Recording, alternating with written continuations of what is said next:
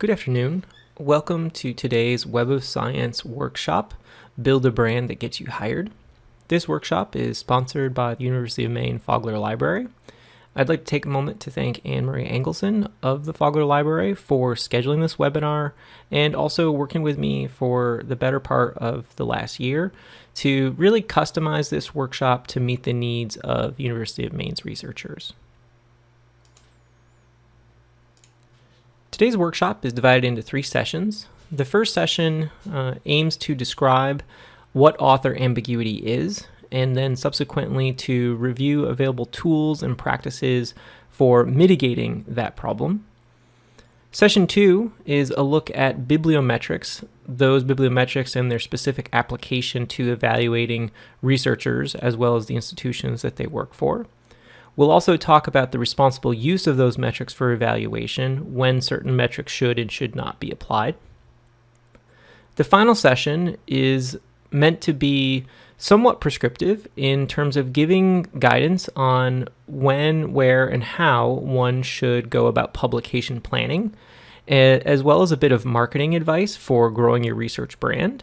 So the idea with the last one is once we have a sense of these different tools and these different metrics, how can we deliberately modify our strategies for publications, networking, and marketing in a way that improves both brand recognition as well as our research metrics. Our first session, Make It Easy for a Stranger to Find Your Research Publications, has the principal goal of communicating that while it's easy for us to think about ourselves as being very much unique, to a stranger, finding our research works or publications is probably harder than we would imagine. And to help people understand why this is a problem, I sort of drew up this model titled The Many Versions of You. And so you in this model are Lisa Miller. And as an undergraduate, you begin doing research in entomology. And, you sort of catch an interest or catch the bug for research at this level.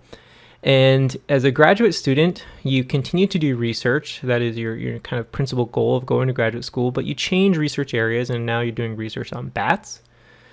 During your graduate school experience, you determine that it's actually sonar that is quite interesting to you, and so you take a postdoc looking at the sort of physics of sonar, particularly in air mediums. And that is the position that ultimately gets you hired into your first professional role. And in that professional role, your research area stays the same, but you can see here that your name changes because somewhere between here and here you get married. Moving into a second stage of your career, you may continue on with the same organization. And you're still doing research, of course, but you decide to move into a different area of sonar. So you're moving into like a liquid medium. So we start to get the sense that, there are these sort of core components to the researcher's profile, their name, their affiliation, and their research area. And we can kind of put that into the model where publications are involved. And so, as an undergraduate, maybe you only publish 1 or 2 papers and, you're a 3rd or 4th author. And at this point, you're not really even thinking that much about, the importance of how your name shows up in this particular article. But as you move into graduate school, now you've got a couple posters and conference proceedings as well as additional papers. Your research area has changed. And then, of course, moving into a postdoc, there's another change. And so you start to get the sense that if you were to lump all of these different articles together and you were to ask a computer program or an algorithm to differentiate between these different versions of Lisa Miller and Lisa Schultz, that would be a very difficult task for the computer based on, the number of permutations, the variables that build in from the different research areas, publication types, and of course the names. And this is really the source of author ambiguity, right? So this question of what papers did I publish, and who is, the proper author to be, affiliated or attributed to these publications.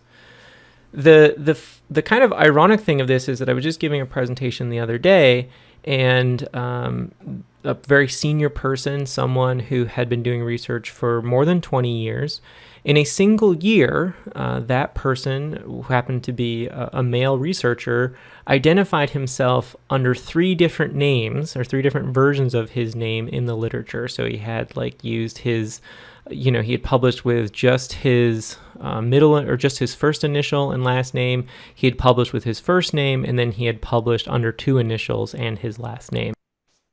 So this is, or rather creates, the problem known as author ambiguity. And, author ambiguity, sometimes, people say, well, that's, for the company that I work for, people say, well, that's your problem. That's the problem of Clarivate Analytics, because you're the ones who are, trying to do this. Other people say, well, that's the problem of the librarian. And the reality is that it is a problem for all of us. So, be aware of that, without your help, this is not a problem that any one person or any one company can solve. How do we solve this problem? Well, if you think about a Social Security number as being unique to you, you are the only person who has that Social Security number. There are numbers or identification systems known as permanent author identifiers or permanent author ID numbers. And so this is, just kind of a cheeky, fun card. This is my permanent author identification number. This card doesn't really exist. I made it.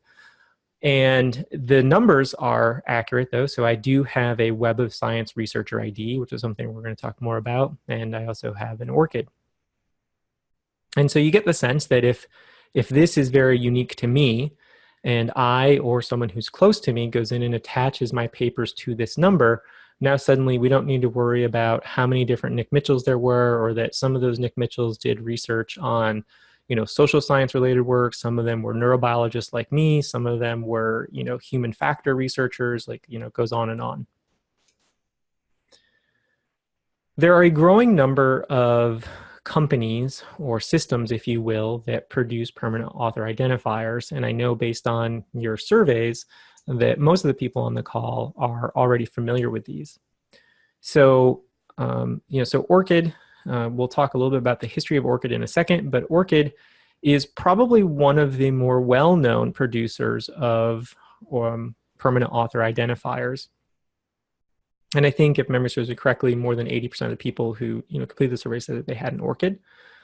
Google Scholar doesn't really give you a number, but they associate your information with your email address, which is in a sense a permanent author identifier. And I confess, I don't work for Google, so there may actually be behind the scenes a number associated with that. But by looking at my own Scholar account, I couldn't identify any actual number. Researcher ID was one of the first kind of instances of a permanent author identifier. And you can see here that I originally had it listed under the name of Thomson Reuters, because at the time of Researcher ID's development, it was developed by the company Thomson Reuters. Reuters subsequently sold off the Web of Science as well as Researcher ID as an independent company, which has to date become Clarivate Analytics. So, so I changed that, and I just put that, now we kind of identify this as, the Web of Science Researcher ID. One of the more important things that I want to share with you today, and this has, this has changed a fair bit since Anne-Marie and I began developing this workshop 6 or 7 months ago, and that is that, if you talked to me 6 or 7 months ago and you asked me which of these permanent identifiers should I use, or should I make sure that my, my researchers use, I probably would have said ORCID. And the reason for that is that ORCID is required whenever you are submitting certain grant proposals, for instance, to the NSF or to NIH. And, because of that, I, viewed it as, in many cases for people, in the sciences, that is a kind of like hard requirement, so you're going to have to almost always have an ORCID ID. The second reason is that since the development of Researcher ID, there hadn't really been a lot of investment in the technology. And it's also important to note that ORCID developed from Researcher ID. So Thomson Reuters, sometime, I believe in the 80s, developed the computer code that was behind Researcher ID, and they donated that to ORCID. Frankly, ORCID developed it into a pretty good system. Meanwhile, Researcher ID or Thomson Reuters didn't really do much with it. The scenario is a little bit different today, and as you would expect, the scenario is different because now we are a different company, and we have recently invested a lot of money into the Researcher ID program. So it is formally identified now, or referred to as the Web of Science Researcher ID, and simultaneously there is another platform that I don't think nearly as many of you are as familiar with, and we'll talk a lot about it today, and that is Publons. So Publons was an independent company in 2017, and in 2018, Clarivate, the company that owns, that owns the Web of Science and that I work for, purchased Publons. And the reason why they purchased Publons is that it was at the time the first and perhaps only profile system that was dedicated to identifying people who had done peer review and verifying that the peer review that they had done, so saying like, I did a review for Cell or Nature or, PLOS or Frontiers in Neuroscience or what have you, they would validate or verify that I had actually done those reviews. And there were a couple different value points to that. One was that for people, who do peer review, and for those of you on the call who have done peer review, you know that it comes with very, there certainly are not any monetary benefits. There are benefits, of course, the fact that you were doing something for your field and that it allows you to see very current research. But otherwise, peer review can, kind of be identified as a somewhat thankless profession. So the goal of Publons was to make that work visible and thereby, kind of give people credit for doing that work. And it was also to solve a very real problem that was that it is difficult for editors to find qualified peer reviewers. So that's kind of the source of Publons. Sometime in 2018, we kind of realized as a company that the Publons platform was kind of awesome. And we'll talk more about that a little bit later. But, the people who were leading the company said, Publons is a really great platform.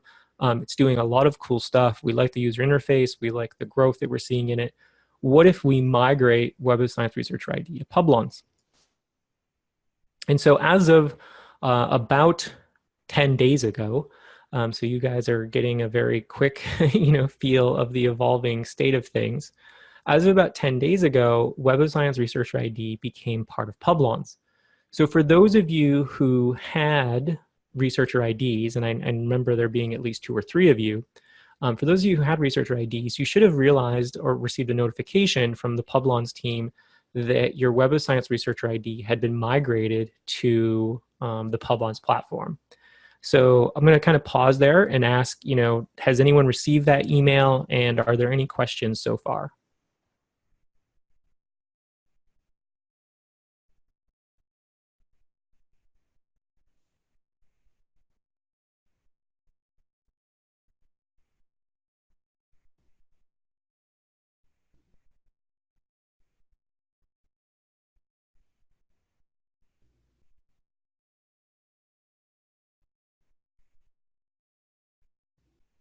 Is anyone trying to unmute themselves, but they are unable to? If that is the case, please let me know in the chat.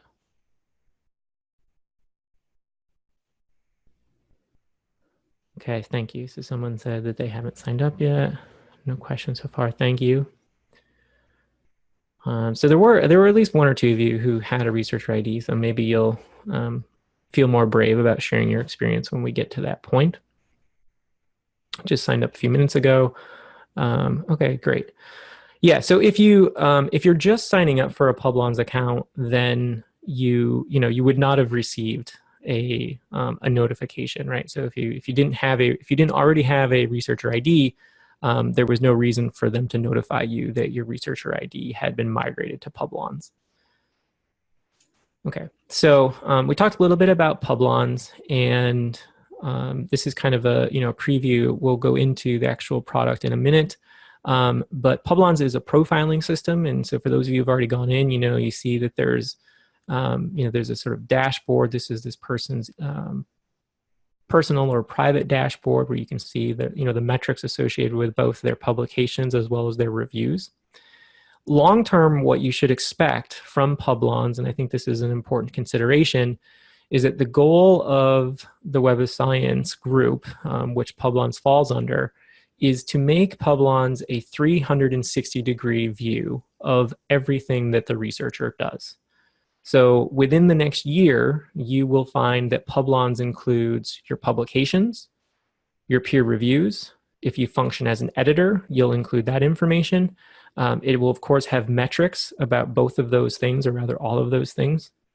And we're also adding in 2019 if you have reviewed for a particular funding agency. So if you were on a review board for NSF or NIH or the Wellcome Trust or something like that, then you'll also be able to add that information to your Publons account. So, I joke internally, or rather we joke on my team internally, that researchers and librarians desperately want one of these profiling systems to kind of win out over the others.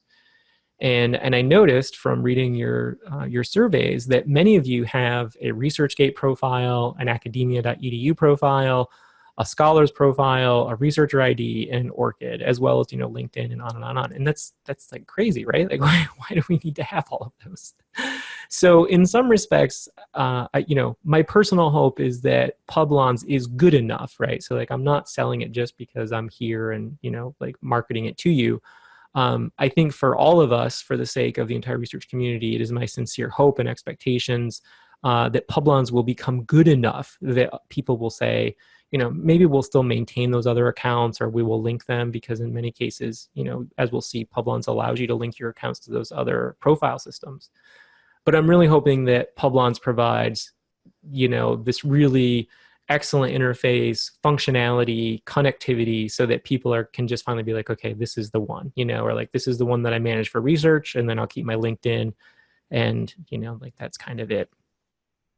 Is that something that you guys, are you all sort of sensitive to that you feel as though there are just, there are like all these different platforms that you have to belong to, because if you don't belong to them, what if someone can't find you, or what if you're missing something?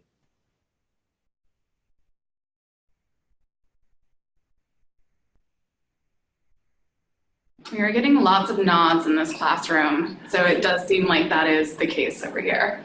Okay, great. And I've seen also in the chat that someone says that they've avoided a lot of this because they find the number of platforms overwhelming, and I would agree. And so my hope today is, do I want you to sign up for this? Yes, I do, but it is for reasonably altruistic reasons, where like I said, I do believe and I do hope that this becomes the one that emerges from the rest of the field as being like, the best, or, at least sufficiently close to the best that you just don't need to do, that you just don't need to do everything on all of them. But ultimately, like it's, this is your choice, but we'll, hopefully, we get into them, and feel free to ask me questions. I will do my best to, I was a researcher for 15 years before I started with Clarivate. So I can certainly give you the researcher perspective, unbiased as much as possible. So here's kind of an additional view of the things that you can get out of Publons, and I'm not going to spend too much time here. In fact, if I can get over there without a whole lot of difficulty, I'll just show you. We'll just go directly in there.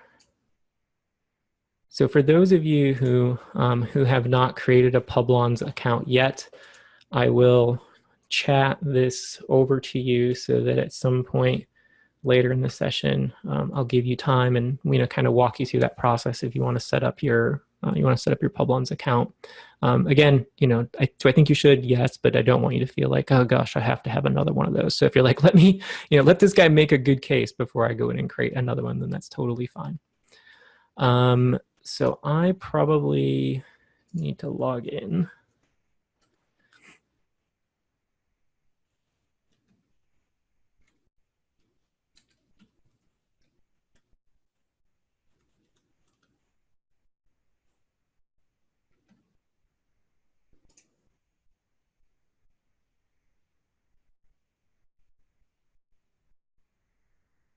I was filled with fear for a moment that it might not pull up my it might not pull up my stuff, or my password was wrong.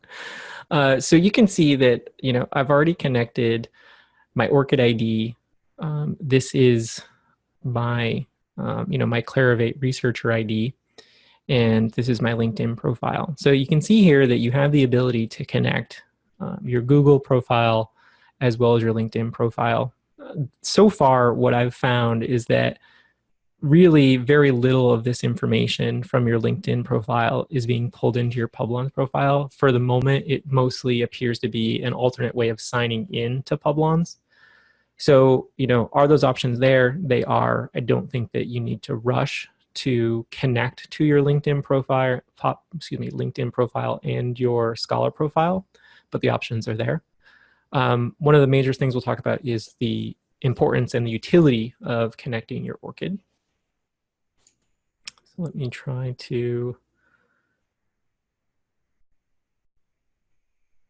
that wasn't what I wanted to happen.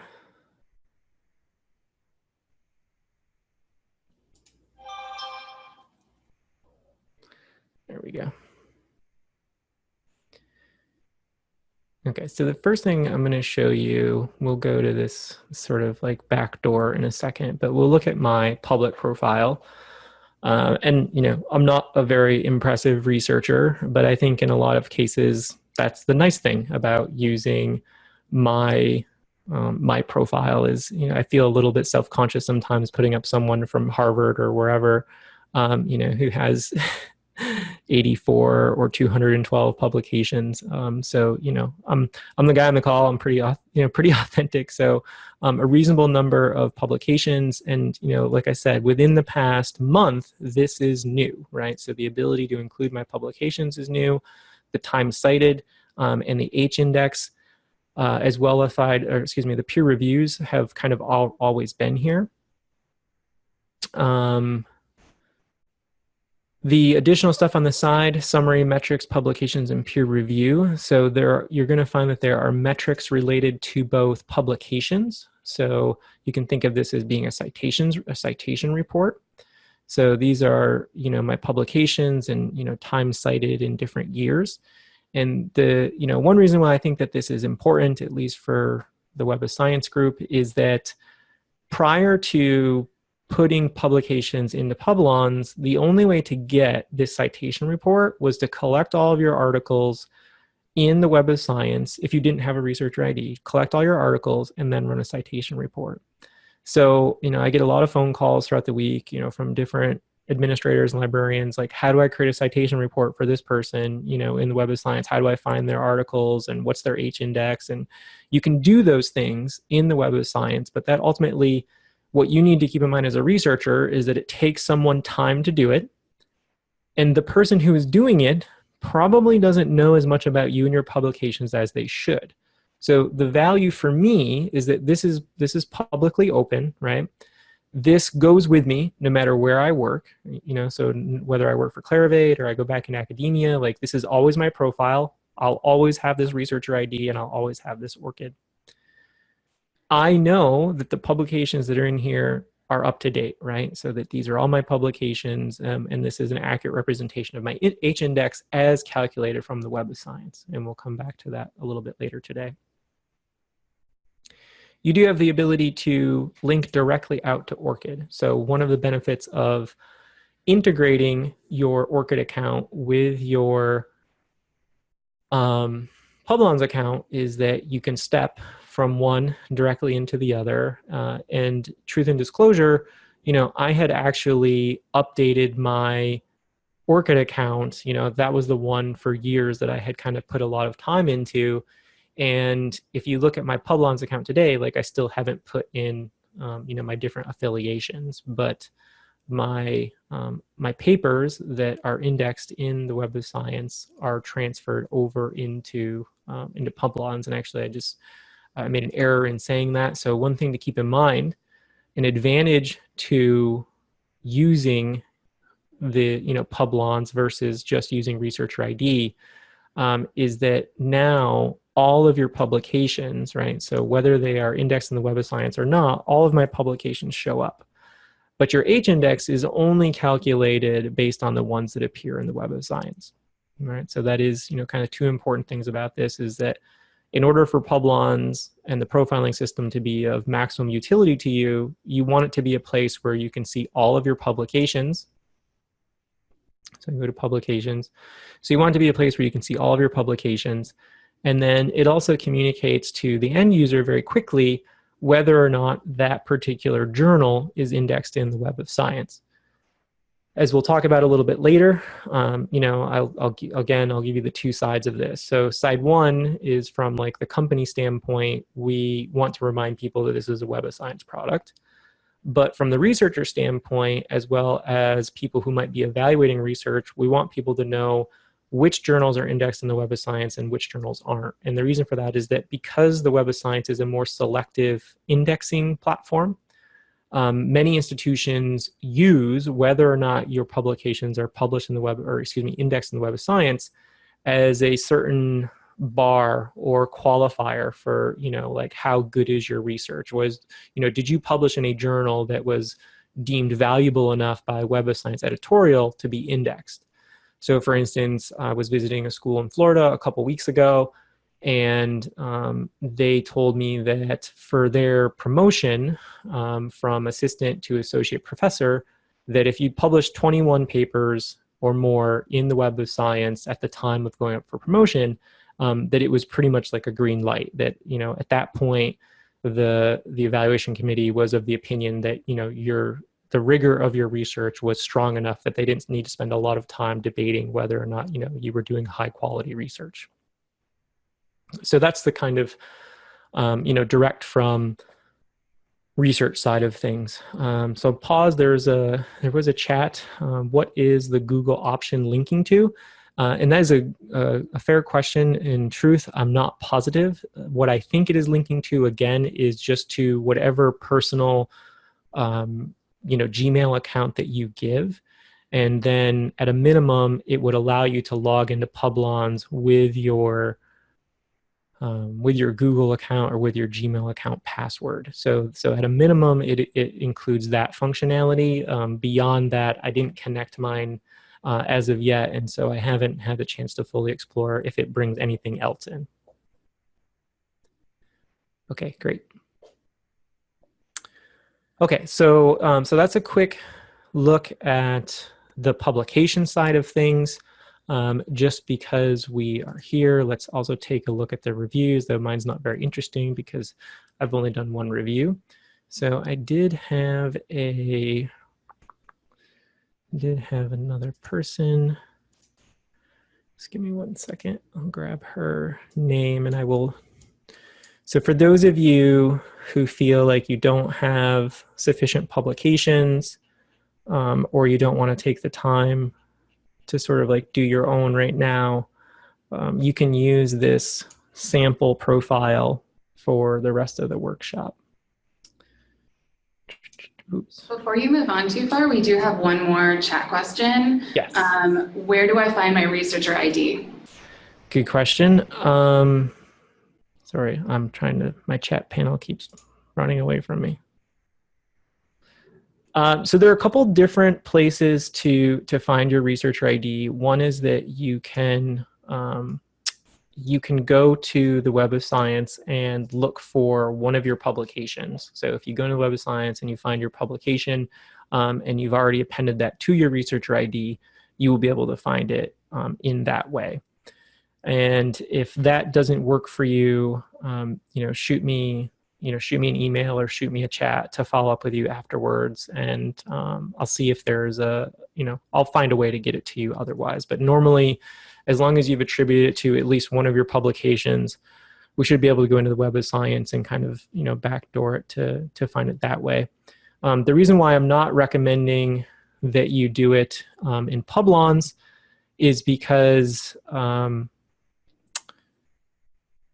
that functionality is evolving as of yesterday. So I don't want to get too far into it, but we're trying to get that built in so that people who can't find it, can use Publons to find it. But anyway, let me know after the fact, and I will help you find it.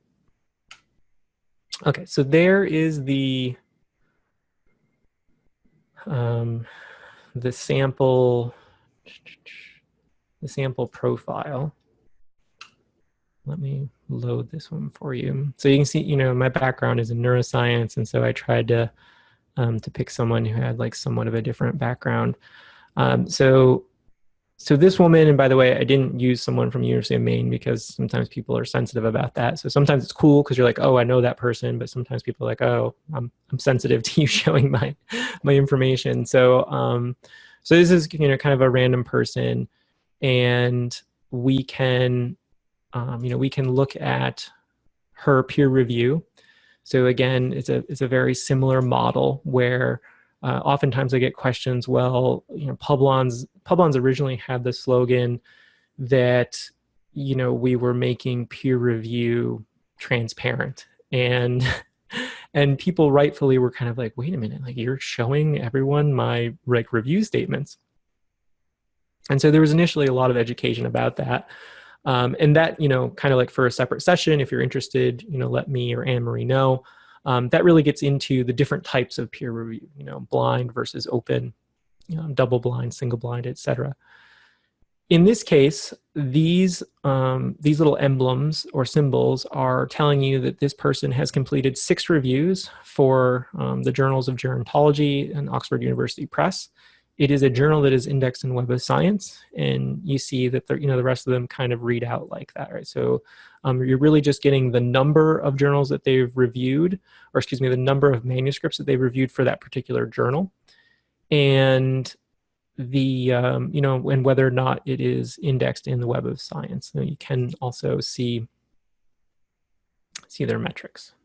Okay, so that was a little bit of a sidestep. So let me see where that puts us. So one of the major takeaways from here is whether you use Publons or ORCID or whatever else you can identify, the use of a permanent author identifier is very important, and it's important for all of us. As indicated, I advocate for the use of Publons, and I think some of those reasons become evident based on the information I've already given you. And I put these 2 workflows together for you as a way of distilling out, like simplifying what do I actually need to do? Because you've been talking about this for 40 minutes, and I just need to get on with my research career. So establish an author ID. So get at least one permanent identifier, add publications as a workflow. I would recommend that you add publications to one of your profiles. I think that the best place to start is adding them to Publons. I'll show you why in a second. But I would say add your publications to Publons. And then after you do that, link your ORCID to Publons. You could also do it the other way, but the way that I advocate for is Publons first, ORCID second. And then as sort of a maintenance thing or extensibility is build out your profile, like include your affiliations, include, any other kind of ancillary information that you might think is relevant. The second piece of this, after you do that, is keeping research data clean, both for yourself and for others. And so the for yourself part, as we have already indicated, is about making sure that people evaluate you accurately and fairly. And that is, that should be of paramount importance to you. The second part to this is that we're in an age where, including at Web of Science, we are continuing to use algorithms and machine learning to clean up researcher data. The more people associate their publications with a permanent author identifier, the cleaner or the better operations or the better results that we get out of those AI algorithms, right? And so the value of that to you is that, at some point in your career, many of you are going to end up being in a position of evaluating, whether you are bibliometricians, whether you are administrators, whether you're policymakers. The minute that you move into one of those roles, you realize that, that the researcher data is quite the mud pie. So when you publish, many, in fact, I haven't, it's been, I think 5 years since I've published, but my understanding is that the majority of journals now give you the option of including your permanent author identifier. So make sure that you do that. I don't know that you need to include all of them, but I would say, you know, at a minimum, include one of them, and then that should allow you to more easily connect them to the other profile. Try to consistently publish under the same name. I was guilty of this myself. If you go back and look at my publications, there were periods of time when I published as Nicholas, there were periods of times when I published as Nick, and there were periods of time when I published as Mitchell N.A. using my 2 initials. And if I had not created a permanent author identifier, people on any given day probably would have only identified 1 or 2 of my 8 publications, which would have been a bad situation when you don't have many publications to begin with. Add new papers, conferences, and reviews to your profile, right? So this is no one else's responsibility except yours, right? So you need to curate your profile. Include your author ID on your CVs and other public profiles, right? So if you have a LinkedIn profile, like put it on your, put it in the summary section of your LinkedIn profile. I just think if you're writing a blog or you're keeping things like that, make it easy. And this is something that will come up again in other sessions. Make it easy for people to find your work. Don't leave it to chance. So question. Okay, good. All right, so I'm gonna pause for a second and I'm gonna ask you, how many of you at this point in time do not have a Publons account? So how many of you don't have a Publons account? Or rather, just if you don't have a Publons account, just message me and say, I don't have one. Otherwise, I'm going to assume that you do have one. Ooh. See.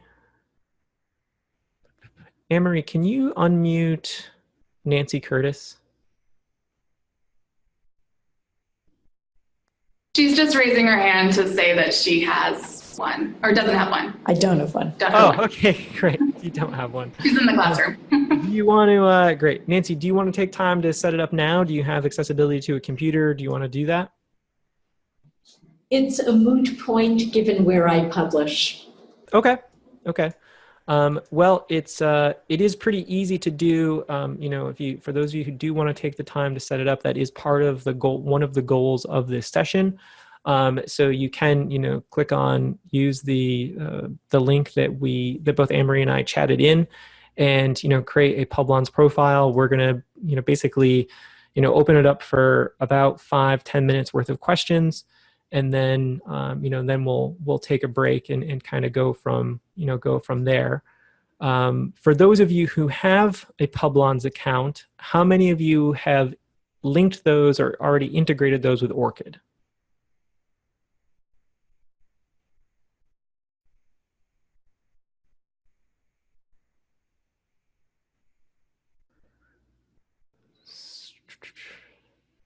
I'm in the process of doing that now. Okay, so for those of you who might still be looking at it, let me just kind of walk you through that process. So once you can see my profiles in the upper right-hand corner. So I'm going to click on that cogwheel and I'm going to go private dashboard.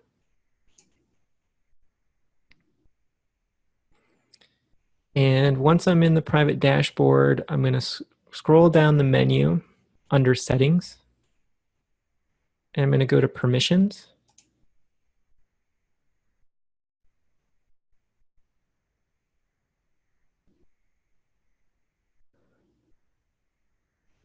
And then down to the bottom, so I forget what, yours is going to look a little bit different than mine, but so you should say, yours should say something effective like link with ORCID, and you'll say yes, and it probably helps if you have your ORCID ID in order to do that. I tried to do this. I do have like a test environment, but unfortunately this functionality in the QA or the test environment doesn't work. So I'm forced to I can only show it to you like this. So once you configure that, and I'm going to give you a couple minutes to do that. Once you configure that, you can set it up to automatically export, and pay attention here because there are different functions. So you can automatically export reviews to ORCID, or you can send them, as needed. And you can also export your publications. So keep in mind that Publons is treating your reviews as a different subset of scholarly communications, or scholarly activity than your publications, right? So you're going to have to deal with each of them kind of independently. We're looking at building in the ability to automatically export them.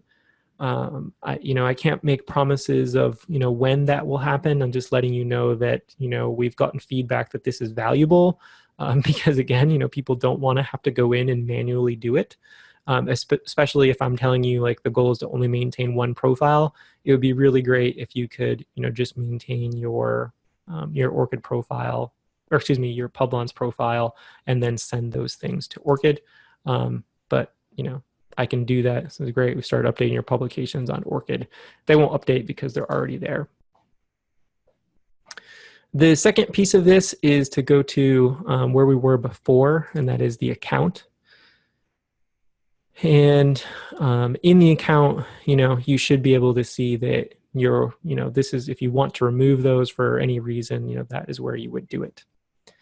Let's talk a little bit about getting publications in. So for those of you who have publications in ORCID, when you connect to your ORCID account, it should automatically bring those publications in, right? So they'll when it connects to ORCID for you, it will ask you, they'll kind of show you a list of the different publications that, that are showing up in your ORCID profile and asking you whether or not you want to import those. The other way that you can do it is there are actually no short number of ways to get things in here, and I think that's one of the things that's good about it.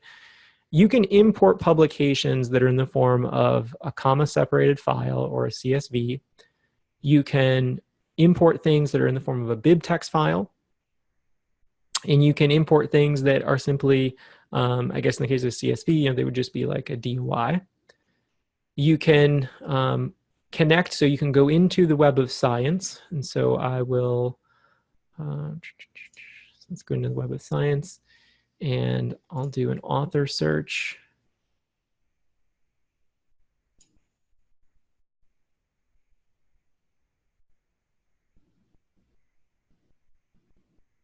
Maybe.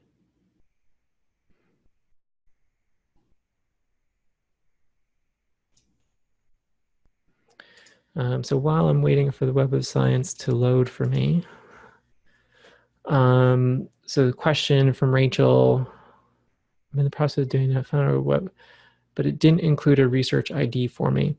No, it's not because you're the second author. It just, it would be that when you publish that paper, you did not include your researcher ID at the time of publication. So awesome, thanks. I'm saying thanks to Web of Science for interrupting my my lesson.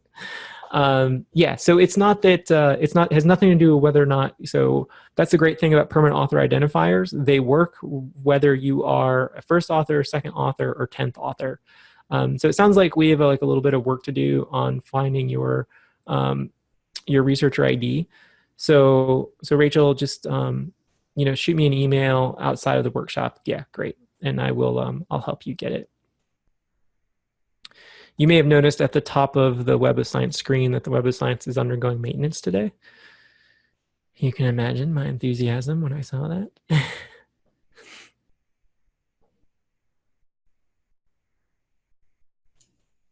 Okay, I will adjust and adapt. Okay, so a couple different ways to get things in. You can import them from ORCID. You can pull them in directly from...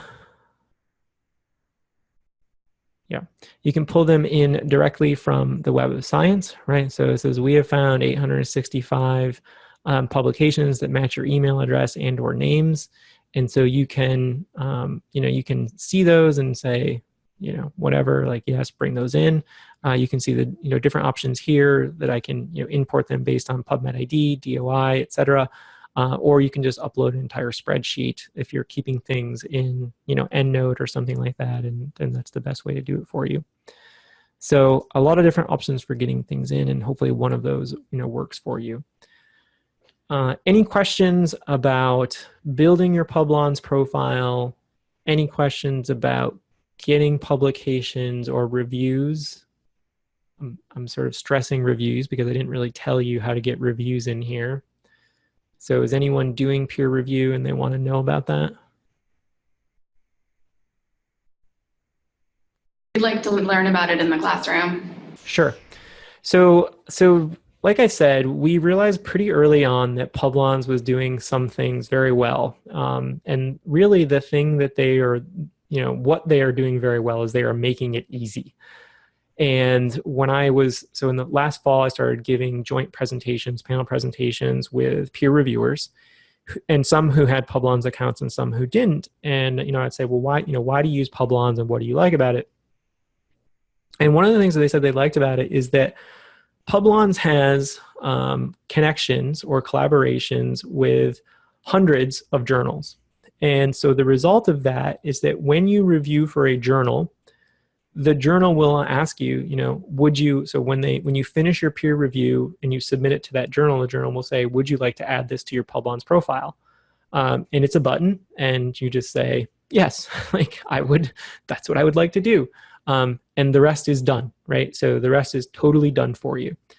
The second aspect of this is, how do I get publications in that I've already published, right? So in my case, how do I get reviews in that I've already done? And in my case, I had done that one review like 7 years ago, right? When I was in like one of my previous academic posts. And I was like, this is going to be either a pain in my butt or it's never going to work.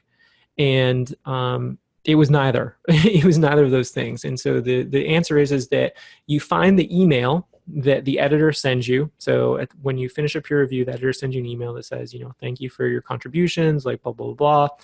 We will be in touch. Please let me know if you'd like to review any additional, publications, etc. You take that email and you forward it to reviews@publons.com. So it's reviews@publons.com. So you basically send them there, and they check with the publisher, they verify them, and that's it. That's all you do. There was something else I was going to tell you about reviews.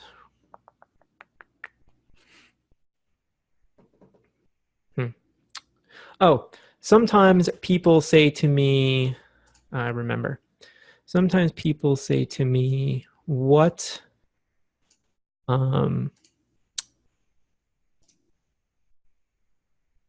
happens when I make my profile visible from a peer review standpoint on Publons? Like, am I going to get a whole bunch of solicitations to do peer review? And this is not my answer. This is an answer that I am consolidating from answers given by different reviewers at the different presentations that I've co-presented at. And, this is somewhat anecdotal. We're talking maybe like 10 people who've, answered this question. And I think two questions come out that are kind of interesting. One is that, yes, so their request for peer review increased for sure. They got more solicitations to do peer review. But literally one of the 10 people said that she felt as though the quality of manuscripts that she started getting after she created a Publons profile and she identified her areas of expertise, that she started getting better quality manuscripts, at least to start with. So that's kind of market research or market feedback, sort of sharing with you. The thing a minute ago where I was like, I couldn't remember what I wanted to tell you is the Publons sort of help file or FAQ. So it's not intuitive, but from the from the main Publons thing, if you click on FAQ and you go FAQ for researchers, it opens up this different basically help file portal, and it has it sort of has like all these different things, like how does Publons work, what is the Publons business model, and so so we can say like add reviews. How do I add reviews to Publons? Right, and so here's the here's the entire description, and right down here you can see here's that review at Publons thing, sort of like outlays the whole process for you. Make that a little bit simpler. And sorry, I just realized I was been sending these things to Anne-Marie instead of to everyone. Thanks, Anne-Marie, for reposting them. So I spoke with the Publons team yesterday, and I said, listen, of all the products that we service, the help file in Publons is the best. And so I echo that to you, that if you want to learn anything about Publons, please go here and, search for it. And then if you can't find the answer, feel free to contact me. And two things will happen. One, I'll get you an answer. And two, I will make sure that it gets added to the Publons FAQ, because they put together really good help files. All right, so we are at about 5 minutes till.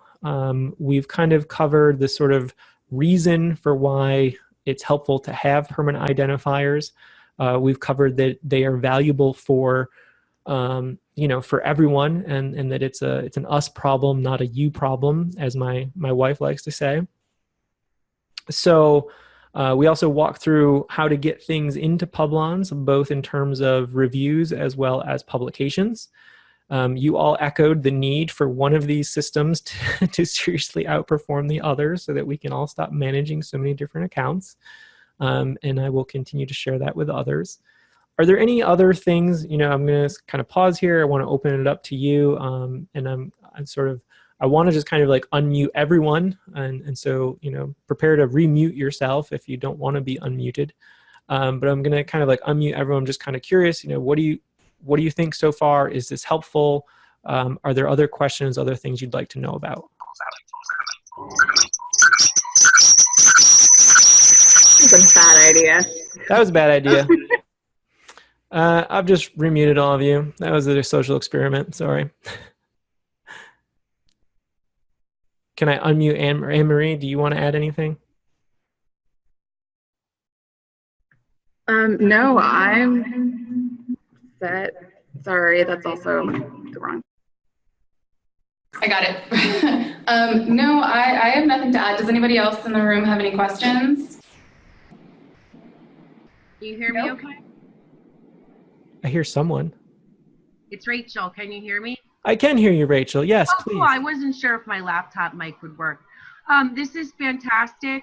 I continue to be just as frustrated as I was at the beginning, because I can't connect everything the way I'd like to, but I appreciate that this is forcing me to do so, and that's why I signed up for it. So thanks, Nick. Awesome. Thank you for contributing and sharing your thoughts. I really appreciate it.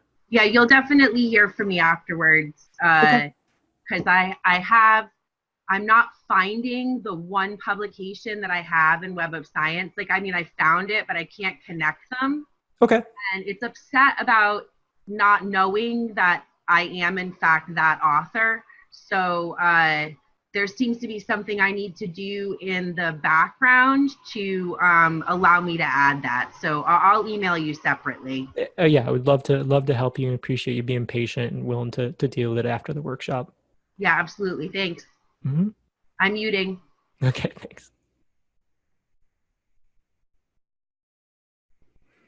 Okay, so it seems like a good time to break. We'll take a texting break, or just get up and walk around. And I'm gonna just kind of mute myself, and we will reconvene at 2:15. And the next part, I'm hoping for you guys to really participate, because I know that on the surveys, this was the one aspect of the workshop that got a lot of mention. And I'm looking forward to hearing your thoughts. So take a minute, collect those, and we'll kick things back off at 2:15. Thanks.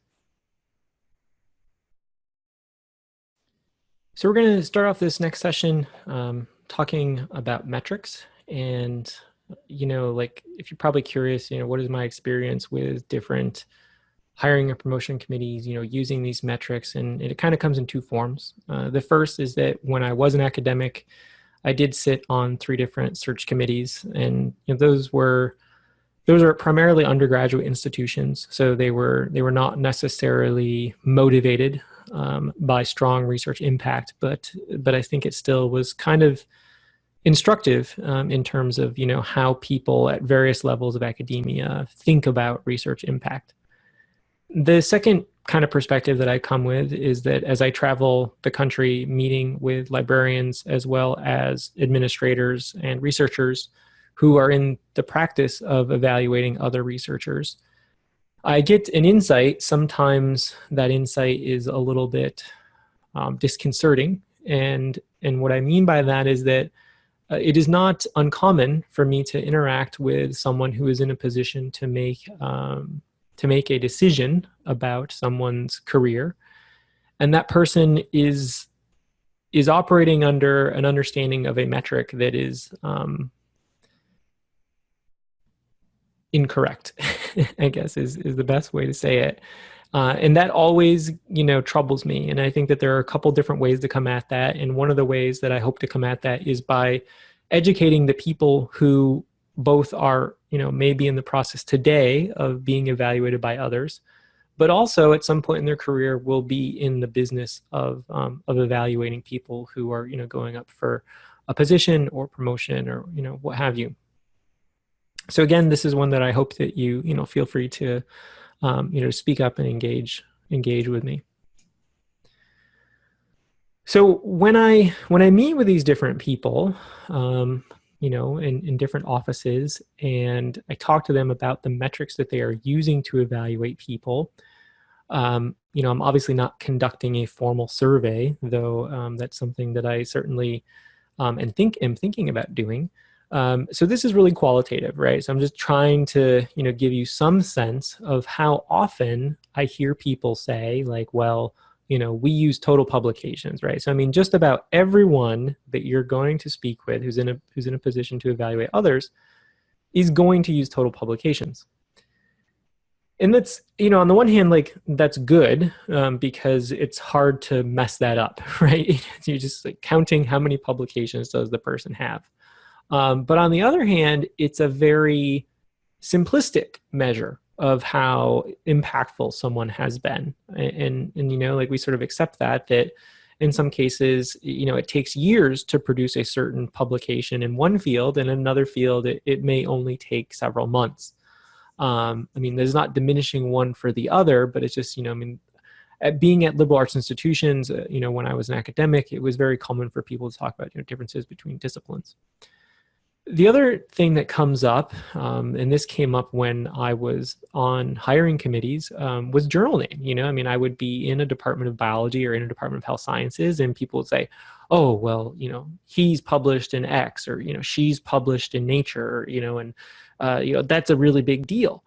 And in perfect honesty, at the time, though I didn't know why it made me uncomfortable, and I didn't know nearly as much about bibliometrics then as I did today. And I say that also to encourage you to speak up today and to ask questions, because the matter of the fact is that when I was an academic, I knew about 10% of what we're going to talk about today. So there's no expectation that you already know these things. In fact, if you did, it would kind of be a waste of your time. But journal name, gets used, I would say, way more than it should. And I don't think that it is in any way, shape, or form an appropriate indicator of, what someone has done. And really that journal name is attached to, on some level, its journal impact factor. So, so over here to the middle, cursor. So over here to the middle, we have, the journal impact factor of the source title, which, means the journal where it is published. And we also have first author publications. I will note that in the realm of using a platform like the Web of Science or Scopus or Google Scholar, it's not always easy to identify, it's not always easy to search for, articles where the person is, or to develop metrics where the person is a first author. But I think this is something, certainly that people do when they're looking at your CV or your bibliography as a sense of, like how much work you've actually done in a particular area. And I think in good time, probably within the next 2 to 3 years, this is my personal estimate, not the company's, within the next 2 or 3 years, I think you will start to see different platforms introduce this as a filterable metric, as a way of kind of, looking at how many first author publications does author, Schultz or Miller or Mitchell, have. So journal impact factor, and as we move from left to right, the way that I've arranged these is really giving you a sense of what I would describe as people becoming increasingly informed, or maybe informed is the wrong word, rigorous, detailed, in sort of investigative in their actions to kind of grade the value of something. So moving into journal impact factor, I'm not saying that this is an appropriate use of journal impact factor. I want to be very clear that just because it shows up here, I'm not saying that its use is appropriate. Cumulative citations. So if I were to look at all of someone's publications and all of the citations associated with them, I might use that as an indicator of how much they've done. The H index, and you'll notice that, I sort of have this nice frequency histogram going along, and then I have the H index and it just kind of shoots up. And the reason why it shoots up is because a surprising number of people rely on this. And I've had conversations with directors, chief scientific officers, and the like, who are adamant, deans who are adamant about their use of the H index. And there, I suppose there is a time and a place for the H index, but for those who truly understand it, and I hope that, who's on the people who are on this call today become part of that group, you start to understand that there's a very narrow circumstance or window where the H index is a good metric for use. The final one is normalized citations. And the fact that we're saying normalized citations implies that we are kind of, we're normalizing them in accordance with one or more factors, right? So we might be normalizing them for the area of research. We might be normalizing them in the sense that they are of the same document type. And we might be normalizing them in the sense that they were published at the same time. And we'll talk about why those normalizations are important a little bit later. But this is just kind of an overview of the different types of things that I hear most often. And so, sort of pause here and to say, like, for those of you who have been on hiring committees, if you've been on, any kind of promotion committee where people are talking about these things, like, am I off base? Are you hearing the same things?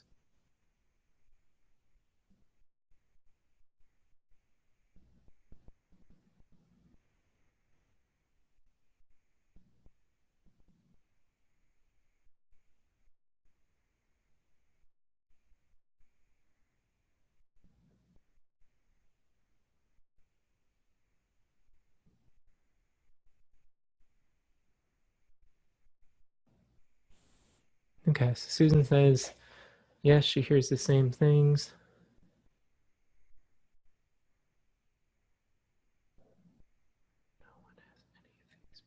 Okay. Okay. So we'll move on. And so I would argue that a researcher's accomplishments can often be looked at through two basic lenses, or binned into two compartments.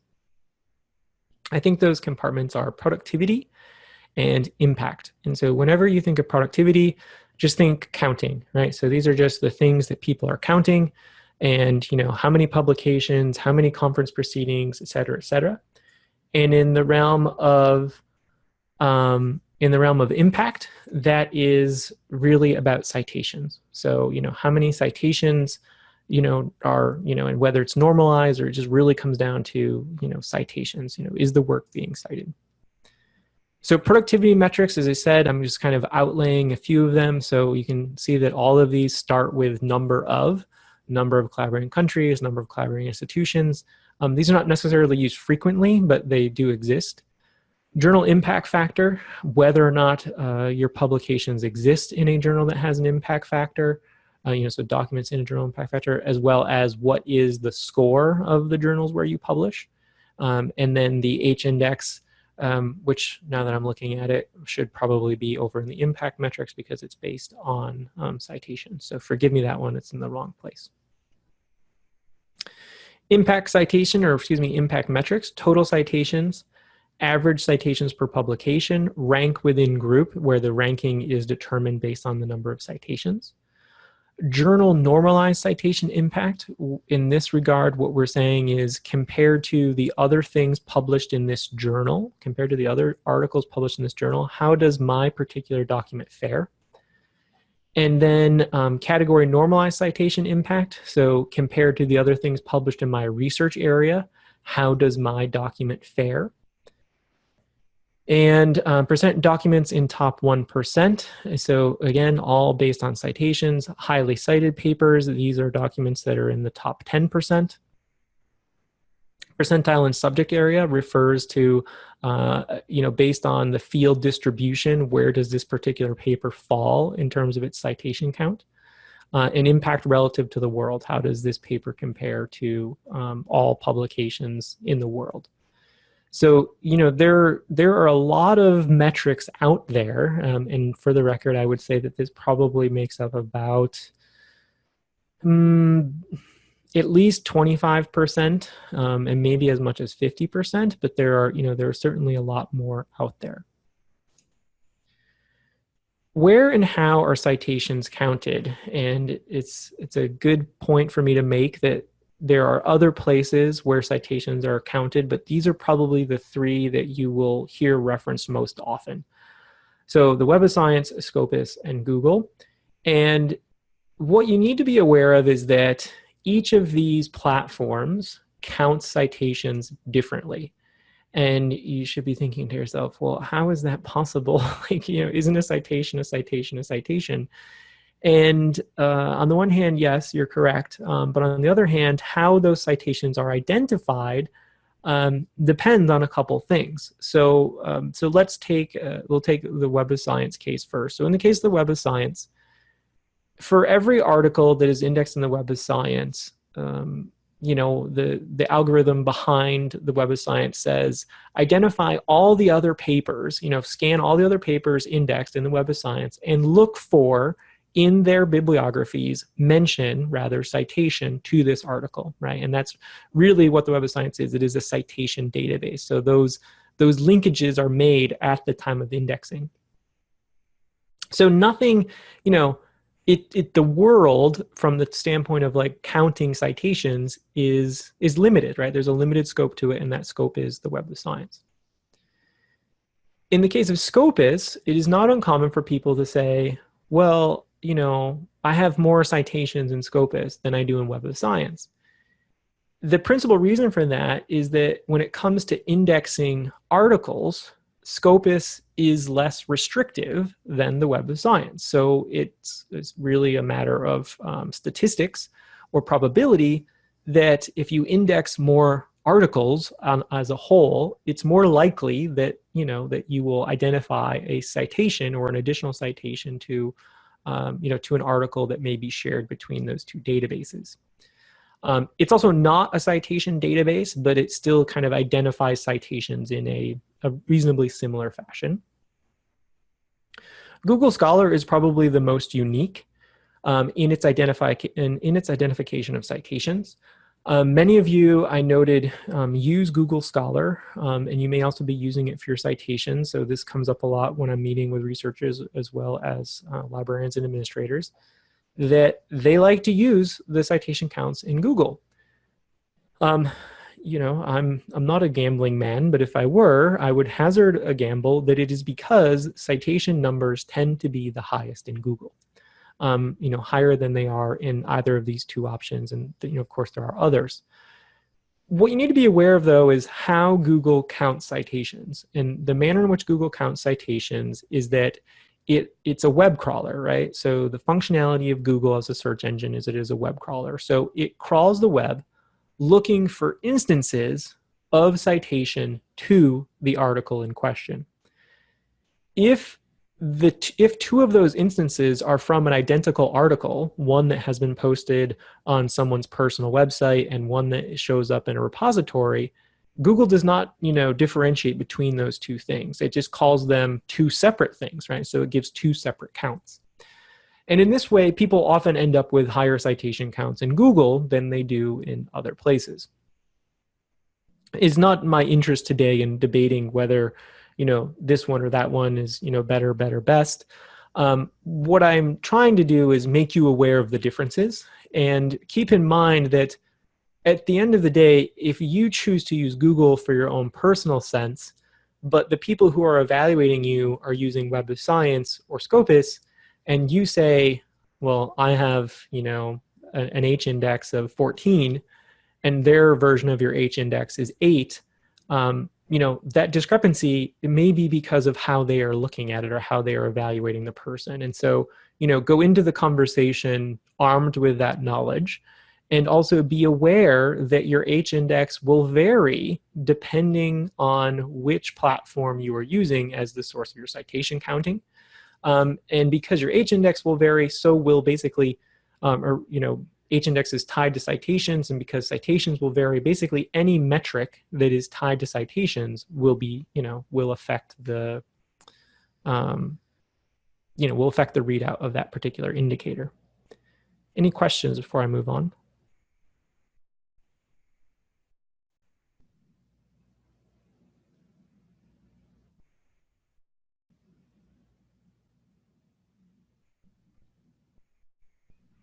Okay, well, you can reserve the right not to answer that question, but you have to answer this one.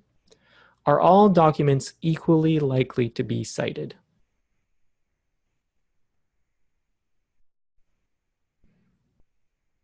Nope.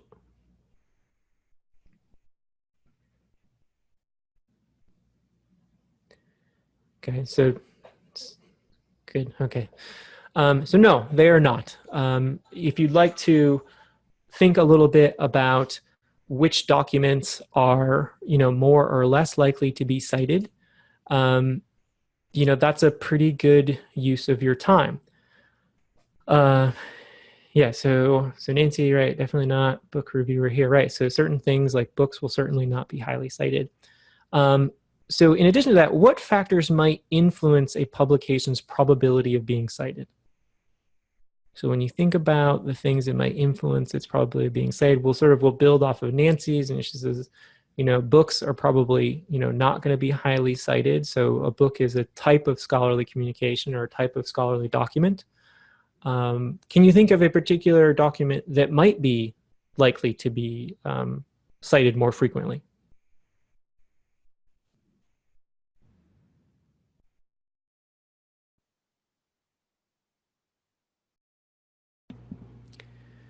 So Susan says journal articles. Yep. So journal articles are definitely likely to be more cited. But there's something that's more likely to be cited than a journal article.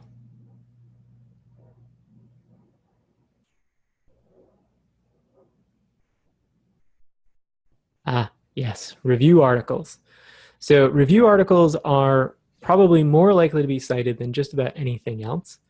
So the document type will influence how likely something is to be cited.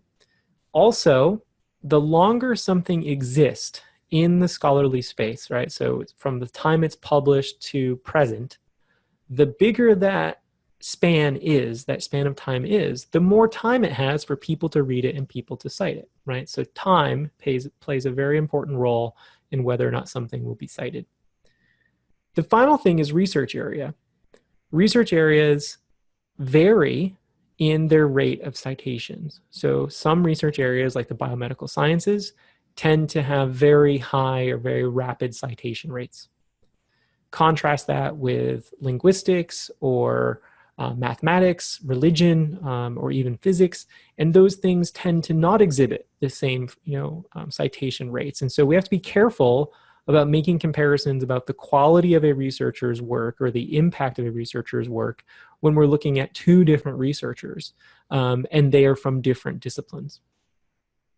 With that same kind of thing in mind, it's also very prudent to be mindful that we shouldn't be comparing people who are at very different stages of their career, right? Because they're just, time has, if we think about getting older, one of the benefits to getting older is I guess you'll have a higher citation rate or have a higher H index. So time since publication. The idea here is that the longer ago things are published, the more time that they have to be cited. And as you move more closer to the present day, the things that you publish will carry a lower number of citations. Also keep in mind that different fields have different citation patterns. So in the first model, whatever we published, it starts off with, say this is biomedical sciences. It gets cited very frequently, and then it sort of like dies off. Excuse me. And then it dies off over time. But in a different field, that article may be relatively quiet initially, and then it will start accruing a lot of citations as people increase awareness, that this article is really important, and then it naturally sort of decays over time. As you said, discipline, based on which research area or discipline we are considering, there will be a different expectation for how frequently those things get cited. And as you all indicated or helped with, the document type, whether it is an article, a review, or a book review, those things all have different citation rates. So when we think about these different citation rates, I tried to give you examples, like real life examples of as many of them as possible. And with a consideration of time, so the one that I'm showing you here is the difference between two disciplines. So we've got mathematics and molecular biology and genetics. And you can see that their difference in citation numbers is quite dramatic, right? So the average citation count for a mathematics paper in 2007, or published in 2007, is 9.13 citations. But for the molecular biology paper, average would be 56, right? So there's a huge difference or disparity in those two different disciplines.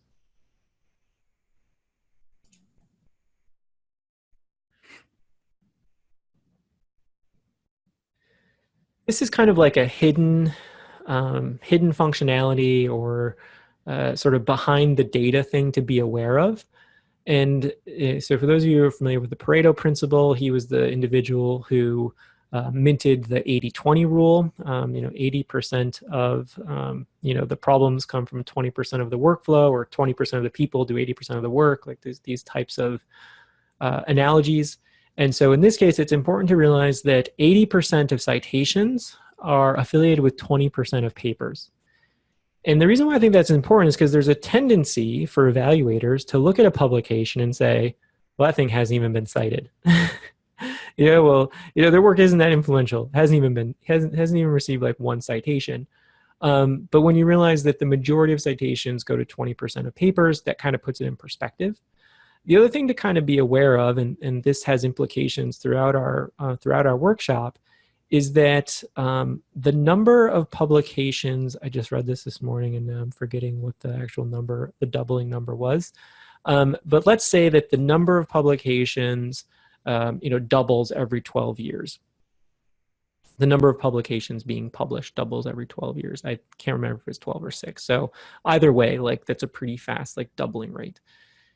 The reason why I bring that up is because the more things that exist in the scholarly space, does that make it easier or more difficult to find the things that are of interest to you? And the answer, of course, is that it makes it more difficult, right? So the haystack gets bigger, which by relativity makes the needle smaller. And I think that this, the different places where this has resonance for us is that when we are writing our title, when we're writing our abstract, when we're selecting our keywords, we very much need to be mindful of the fact that we have to create opportunities for our research to be identified. Because if we don't do that, there's just so much noise out there, right? We have to find ways to do it. I think the second example that we need to be mindful of is, we'll call it the Amazon principle. I find myself, because we don't have time, I think we're all guilty of this. We go on Amazon and we're like, there are 5 products. They all look the same, right? And you could easily go in the Web of Science and have a very similar experience.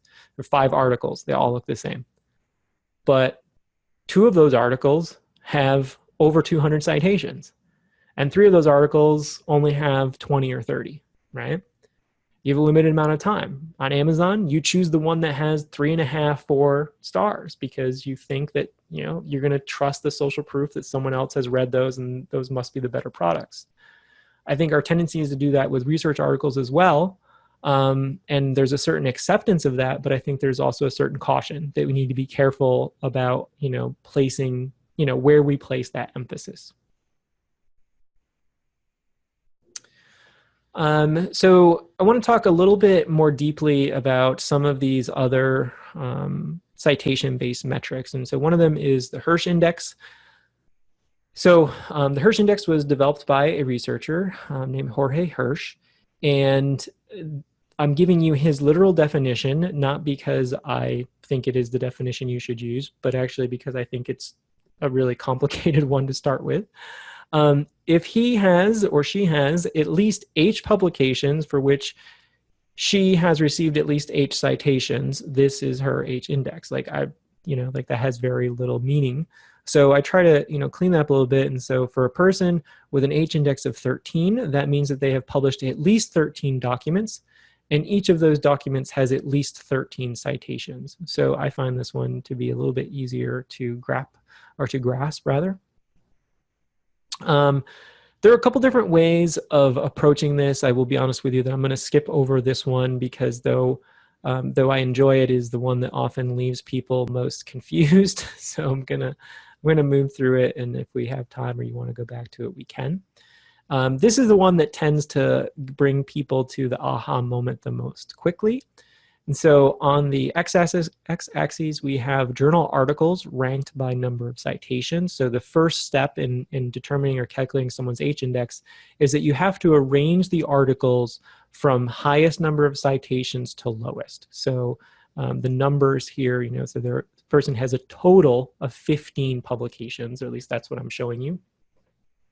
And they're arranged such that the first one in this set is the one with the most citations, okay? And so arriving at the H-index means finding the place where the number of citations, right, for every article is greater than or equal to the article number, right? So article 1, 2, 3, 4, 5, 6. So article number 5 has about 10 citations. Article number 4, say, has 11. Article 3 has 17. Article number 6 has 6.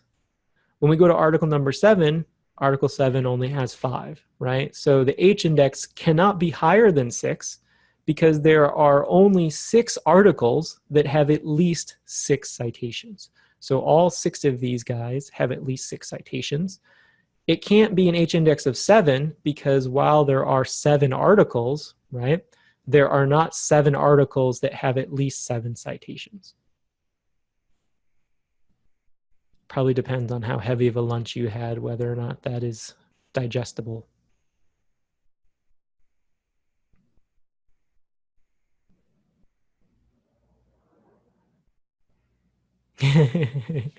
Yes, you can totally steal my stuff. It is properly attributed though to a LibGuides. I think it's at Wayne State. But yeah, so I found this one after the other ones, and thank you. Yeah, I find that this one helps a lot. Cool. So I'll take that as a sign that at least one person understood it, or if you have questions about it and you don't want to contact me, you can certainly reach out to Rachel. Okay, so what does the H-index signify? And I think this is this really gets into the heart of it, right? So I try to do this because I have conversations with people and they're like, they say things come out of their mouth and I'm like, I don't know that you understand the H-index or if you can put it into terms that have real value to people.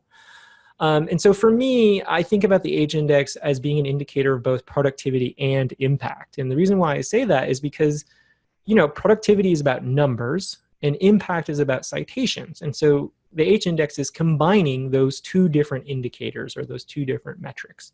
So, saying that I've published at least 6 citations at least 6 documents with a minimum of 6 citations each tells you, gives you a rough approximation of how many things I have produced and what their relative, citation frequency or merit is. I also like to think of it as an indicator of consistency, and I don't have the mathematics up there to necessarily help this point, but you might think of it this way. If someone publishes a single article and that article has 240 citations, their H-index is going to be 1, right? Because we have 240 citations, but they've only published one thing, right? So for someone who has a higher H-index, it indicates that they have, throughout their career, published a large number or a reasonable number of publications, and that those publications have had real interest or real merit in the field. And so it is, I think, a good measure or indicator of consistency. But this should be raising in your mind, well, but then, you know, the H-index must be predisposed to making some people look really good and other people not look so good. And that is, you know, that is the very next point of this. So over to the right here, so skip over this part for a second. So who and what should I evaluate with the H-index? You should only evaluate people from the same discipline. And this really stems from the idea that citation patterns vary across fields. So it's not a good idea to be using the H-index to evaluate someone from cell biology against someone in, you know, Spanish literature, you know, or something like that. You know, that's totally wrong. Don't do it. Research centers with similar interest. So, you know, in the same token, like this often at the institutional level, I will have people say to me, you know, they're starting a new center of cancer or you know, what have you. And then they want to compare the H-index of all of their people in cancer against like the entire University of Yale. And I'm like, no, you can't, you can't do that, you know? So you have to keep in mind, like you have to look for same time frame, same research area, and, you know, same document type in the sense that you wouldn't want to compare, you know, H-indexes if people had very different like publication patterns. You know, one person publishes principally articles and the other one publishes principally reviews. And so the final piece of this is that compared entities must have similar publication periods. So going back to the example I mentioned a moment ago, with someone was comparing their institution, their newly formed institution to Yale, you know, their newly formed institution had only been around for like 10 years, right? And obviously, you know, Yale started publishing a very long time ago, you know, so making that comparison was never going to make them look good. So those are things to keep in mind when using the H-index. You can find the H-index in the Web of Science. So as we said before, if you go into the Web of Science, I'm checking in the separate screen to see if I can log in now. But when you go into the Web of Science and you collect a group of articles, you can get an H-index for that group of articles. And as you know, you can also get an H-index on your Publons profile. And Google Scholar also gives you an H-index, and of course other programs will give you that H-index as well. And we talked about the pros and cons of using you know, different platforms to calculate your H-index. You can also find it in another program or another platform that is, you know, part of the Clarivate suite, and that is the Insights Benchmarking Analytics. And I indicate this not so much because I'm like trying to sell this to anyone on the call, but because I want you to be aware that these types of platforms exist. So when I was a researcher, I never knew about these things. And part of it is that was, you know, 10, 15 years ago. But the other part of it is that they have been, you know, they've become very prevalent, I would say, in the last 10 years. So people, administrators, and more recently, department chairs and deans have access to these tools where it's very easy for them to go in and see these things. And so I'm not saying that to scare you. I'm saying that to make you aware. And that kind of goes back to our previous conversation about the importance of making sure that if someone is evaluating you, you can give them your Publons ID or your researcher ID so that they can, so that you know that they're looking at the correct version of you. And of course, you can find these things in other places. One of the things that also comes up a lot in conversation is the journal impact factor. And so as a point of education, I wanted to take a moment and discuss the journal impact factor with you. It is not the world's easiest metric to understand, but it is easier than the H-index, so you will enjoy that. The thing to keep in mind for the journal impact factor is that there are actually two different journal citation reports. And so journal citation reports are the reports published annually where the journal impact factors for different journals are listed. Okay, so every year, I think it's released sometime around June. Every year, the Web of Science releases the journal citation reports, and the journal citation reports include actually two different citation reports, and this will come up again. One of them is for the Science Citation Index, which is a database, and the other is for the Social Science database. So if journals are indexed in those two databases, they will have a journal impact factor.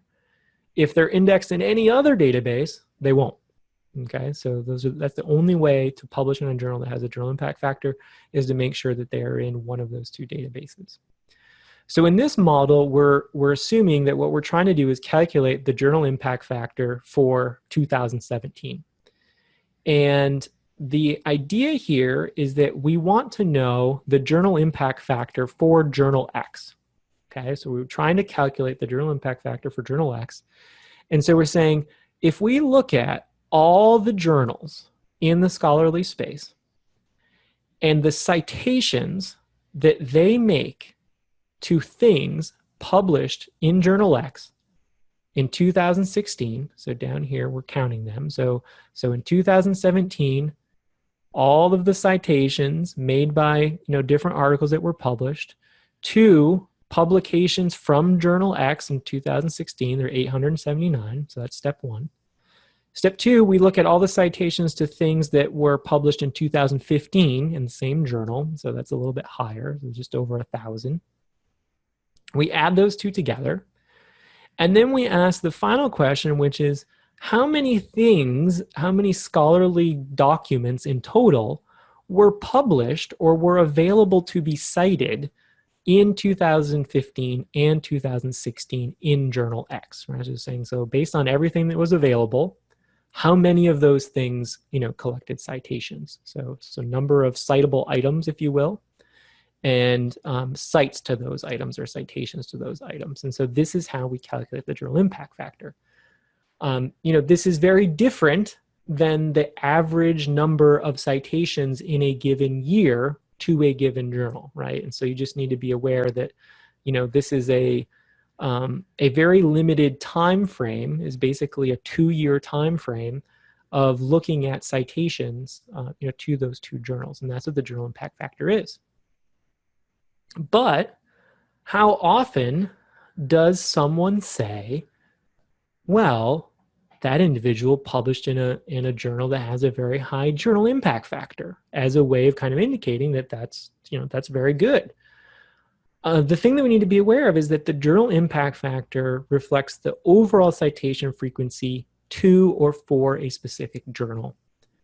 You might think of it in some respects as saying, like, on average, it's an indicator, it's an indicator of, on average, how many times an article published in that journal was cited in the previous 2 years. You can think about it that way.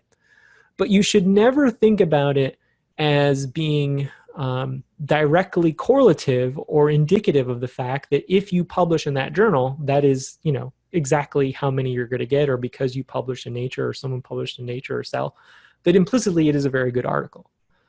Now, with that said, I think we all recognize that if you are publishing in a journal that has a high journal impact factor, those journals tend to be more selective, right? So I don't mean to overly diminish, what the journal impact factor does to stratification of journals, but I do want to caution you that we should not attribute journal impact factors to individual articles.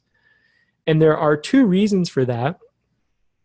The first reason is that when you submit your manuscript to a journal, I do think that you should use the journal impact factor as a way of helping you narrow down or determine where you want to publish your stuff.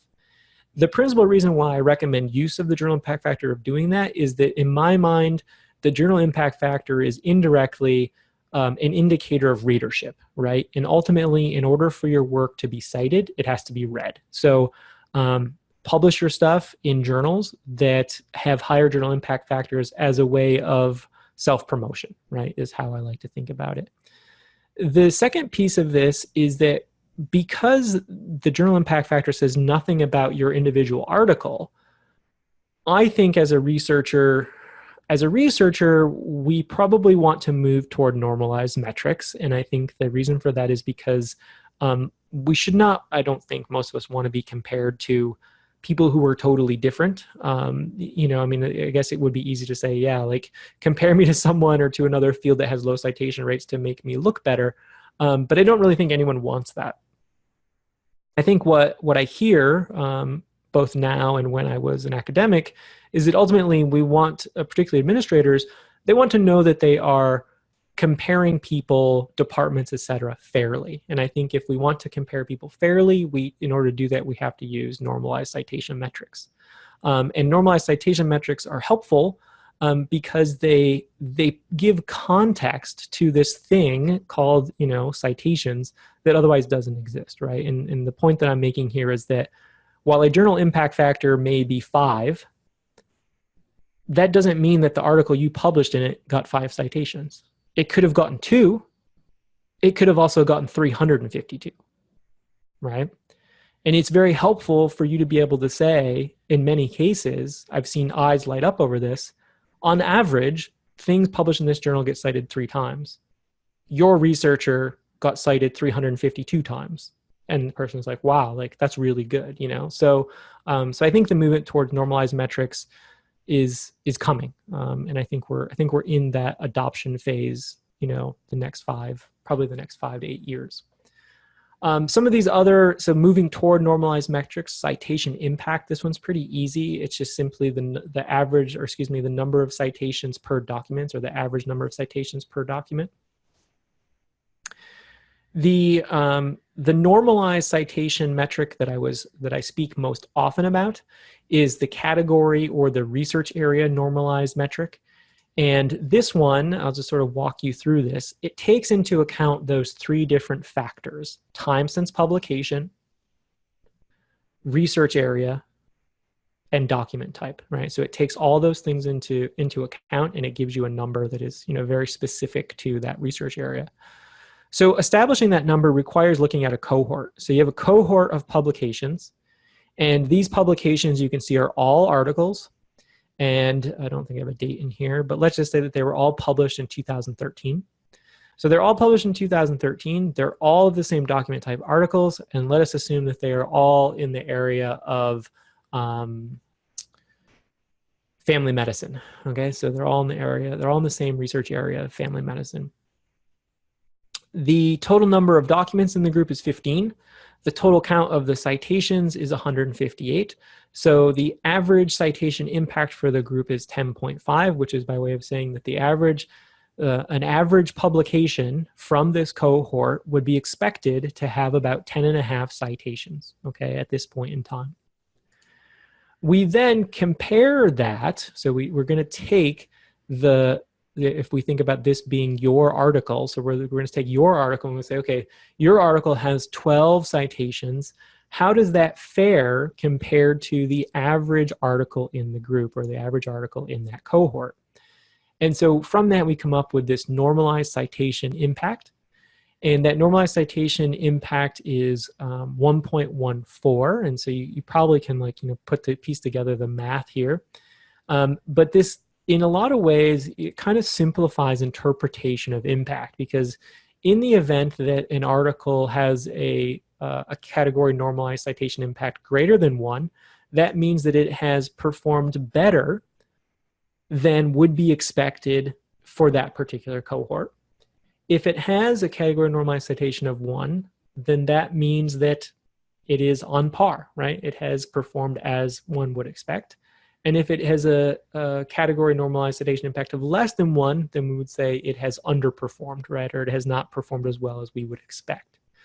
So the big thing here is normalization, in my opinion, is important, right? I think it's important to put these things in context, because otherwise it's really just about counting. And as we know, that counting varies widely based on time since publication, research area, and document type. It's a good place to pause. Just give a minute or two, see if there are any questions.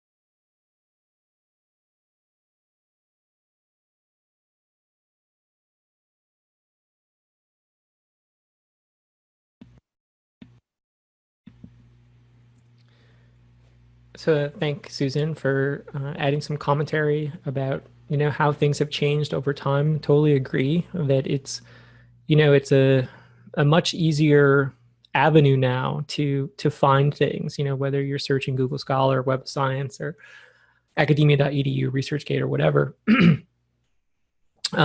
In terms of your second question, in other words, how much of these numbers are from past years and not so much now? I'm not sure that I fully understand that, but I will say that there are a couple different ways to interpret that question and therefore to answer it. So on the one hand, keep in mind that there are, if we think about a single article as a point in time, that article provides us information both retrospectively and to the future or anterior grade. So retrospectively, that article gives us an indication of the research that allowed for it to be in existence, right? So it pays homage to the things that that person read and understood and assimilated in order to produce that document. If we assume that that publication, because of where we are in time, was published or released in 2013, then 6 years since then, additional articles have come into the scholarly space or into existence, and they have cited that particular article as contributing to their knowledge and the research that they have done. And so I think that, citations will continue to be an important piece of the scholarly landscape. There are, of course, a lot of other things happening now with altmetrics and a lot of interest in those. And I, as part of preparation for this, I was in Google Scholar, and I forget what other things I was looking at, but I mean, there are just like a dizzying number of new metrics appearing. And I guess like there are a couple things to say about that. So there's a person at in the Web of Science group who I respect very much. He's been in the business for a long time. And I once asked him a question about one of these metrics and, one of the newer metrics. And he said, it's interesting. He said a lot of these new metrics, they're interesting. He said, and people look at them and they go, oh, that's interesting. And in some ways they, we're all sort of subject to our own egos. And so we look at them and say, oh, well, that makes me feel good. People downloaded my stuff. I didn't waste 3 years of my life on that project. But he says, they're not always valuable. He says, don't confuse interesting with valuable. And so he says, some of the things that are available are very valuable, and some of them are interesting. And I think the challenge for us, based on your comment of how much is available in the scholarly space or available via the internet, is to continue, I'm speaking about the company now, is to continue to find ways to help researchers identify the things that are of value, right? I think that is the real challenge for us moving forward, because none of us has time to read everything that is out there. So, so thank you for that. What other? So that's a really good point. So maybe numbers may mean something different as time goes on. Research will gravitate to known titles. It's why predatory journals are have confusingly similar names. That's a good point. I actually hadn't thought about that. Rachel, if I share this, am I gonna see something that I shouldn't show? Okay, cool. Totally safe. What do we got here? How standards proliferate situation. There are 14 competing standards, 14 ridiculous. We need to develop one universal standard that covers everyone's use case. Yeah, situation there. 15 competing standards. Yeah, that's pretty accurate to the world that we live in. Okay, great. I enjoyed the conversation. Thank you guys for participating. Okay, so I want to talk a little bit about one of the things that I was hoping to really do, I've always wanted to do as a researcher, is to to kind of contribute to junior people as well as more senior people in this way, in the extent that the knowledge that I accumulate can be helpful to you. So I asked this question: what strategies can I use to improve the probability of my publications being cited? And I want you to take each of these with a grain of salt. Whenever possible, they are rooted in data. I confess that some of them I didn't have time to go back and find the citations that I wanted for them. But I will try to, indicate the ones that are more heavily steeped in data and some of the ones that are really just about industry experience. So use journal intelligence to support manuscript placement, and this is a subject that we'll talk a lot about in the next session. So, what is journal intelligence? It's really about using information. So for those of you who are really like into this journal impact factor stuff and citations and predictively placing your manuscripts, I think you'll find stuff in that session that you appreciate. This one is based in evidence. I do need to get you a citation. Seek collaborators and include them as co-authors. So research has shown that as you include more co-authors, the probability of your paper being cited goes up. And I'm never advocating that you do this. What's the word I'm looking for here? Like deviously, like I'm never, I'm a man of ethics. So I'm never suggesting that you do this deviously, but as a research student, I worked for a PI who was very much an isolationist. And I never realized at the time how damaging that was to his career and to the people who came through his lab. So, the more co-authors that are on your paper, the more likely it is to be cited. I mean, in particular, one advantage is international collaborations. And the reason for that, when you think about it, in the simplest case, the more co-authors you have on the paper, the more people who should be self-promoting their work, right? And so you are sort of maximizing the people who are out there sort of trumpeting your own research, to the world. And the more distant your collaborators are, you kind of think of that as being the more distant net. The more distant net is to pull in other people. When appropriate, write review papers. So I will tell you that I have mentioned this internally. It is known that reviews get cited more frequently. And internally, there are other people on my team who say, well, you can't recommend that to people, because not everyone is capable of writing a review. And the answer is, my answer to that question is, well, if it is appropriate, for you to write a review, then I think you should, right? And I think sometimes what people don't realize is that it is often appropriate to write a review with a more senior person, whether that person is your direct mentor or someone who's on your thesis committee, or someone else in your department or collaborator or whatever. So I think, writing reviews can be a good use of someone's time, because otherwise they're just very labor intensive. Self-promote your work. So I referenced session 1 here. And, so when I talk about self-promoting your work, I'm talking about, 1, claiming your identity, with the use of a permanent author identifier. And I also think that though I don't, just not at a stage in my life where I do this myself, if I were still actively, and when I do get to a point where I start publishing again, I think it's very important to, indicate on sites like LinkedIn or, on ResearchGate or, whichever of those things that you might be using, to let the world know that you've just, produced this publication and that, that publication is, is available. This is kind of, for those of you who have experience as, writers, search engine optimization is really about an internet search strategy, or making things on the internet where information is in vast abundance. Writers have to use search engine optimized language in order to make their stuff discoverable. And I never would have thought of this as a junior scientist or a postdoc. But when you are writing your title, your abstract, and your keywords, these are the things that are most often queried from databases like the Web of Science. And so I think that you have to be very deliberate and do everything you can to make your stuff identifiable through searches, because the first step in getting it cited is having it be identified, and then someone reads it. This one's pretty interesting. This surprisingly is one of my favorite things to share with people, but I couldn't dig up the citation before our call. So what you cite in your papers matters. It's been shown that a mix of old and new papers returns more citations to your particular article. So I think this goes back to one of the questions that came in a minute ago. Is it, is it an artifact of historical publications that, certain things, get the citations that they do today?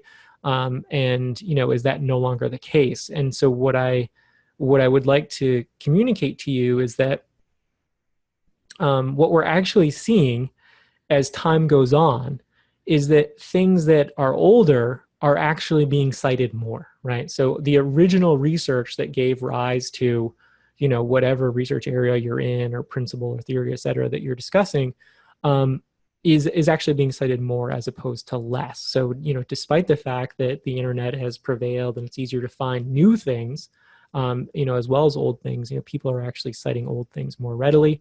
And when you cite a mixture of old and new research, it increases the probability of your paper being cited. Consider publishing in an OA journal. This is something that we'll also talk more about in the last session. And I think, did I include it here? I did. So the reason why I say that is that when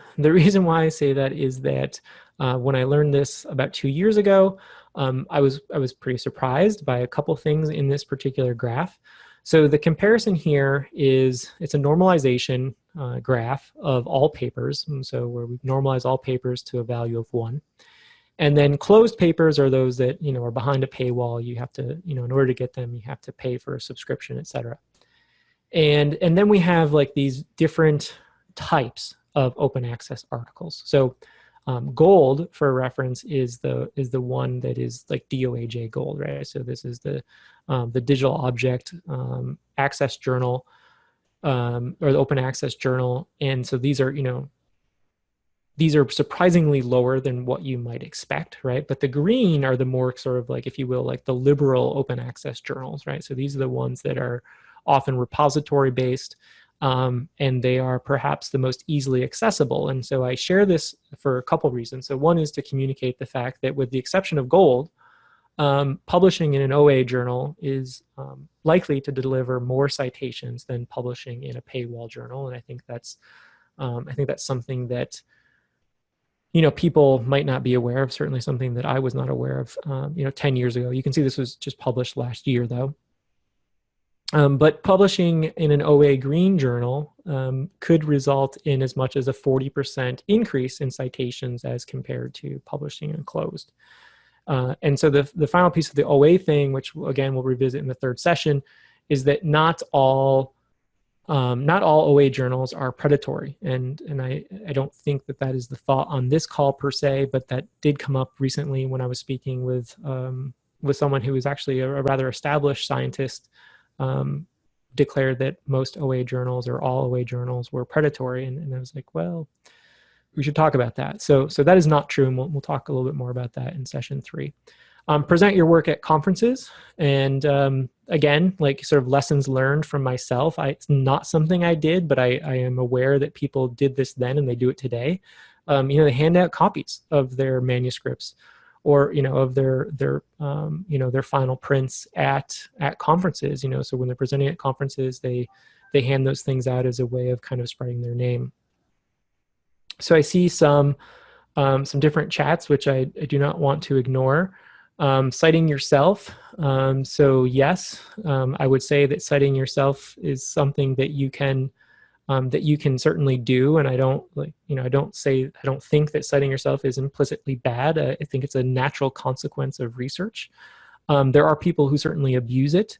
And there are ways to, filter that out.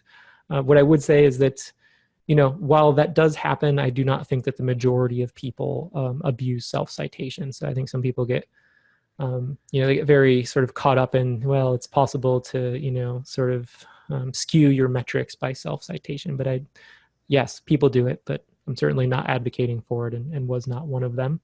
As far as women versus men, entirely possible. I don't know. And then present as a man, I don't know. I'm assuming that means if you present as a man, you likely get more citations. But again, that's not something that I know. So how can I ensure that others evaluate me accurately and fairly? I think this is, this is kind of like a good culmination of that conversation. So be a good steward of your research identity. So I also talked about that in session 1. Calculate your own metrics using the tools that others will use to evaluate you. A big part of what you did today was understanding and using metrics that are appropriate for your career. And advocate for the use of normalized metrics. Of course, if I'm not saying that you have to believe in them, but if I've convinced you or you learn more about them and you think that they're the way to go, then you certainly should advocate for them. Have early conversations with evaluators to understand their evaluation methodology. And I think that's like a really important disclaimer for my presentation, because, every search committee, every promotion committee or tenure committee is going to have a different view, and so you're going to want to have those conversations early. And I find that at very good schools, the committees will probably initiate those conversations at least a year and often 2 years before that happens. But certainly, if you're not getting that information, reach out to them. So we're just like a couple minutes over, and so I'm gonna actually pause here and kind of leave you with this. So the different ways that you can, kind of cement the things that we talked about today. So you can go review your H-index, or if you don't have one, you can view the sample one that I gave you. You can build a citation report. There are also ways of, you can kind of like go into the Web of Science and play around with different things. And we should have time in the 3rd session. If there are any of these things that interest you, I'd be happy to show you how to do them. But I think the next one is my open-end discussion. So I'm gonna stop there and see if you have any questions, and then if you don't, then I'll just sort of set us free, and we'll take a break until 3:30. So any questions before we take a break?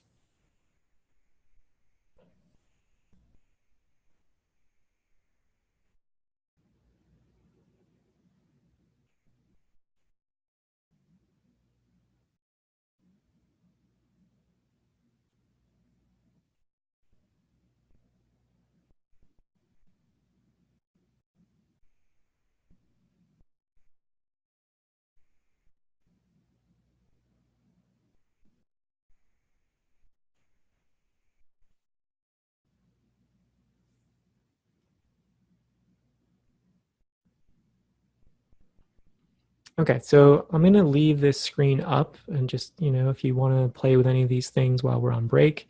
And then when we come back at 3:30, I'll ask if there are any questions about this, and then we'll pick up with the 3rd session.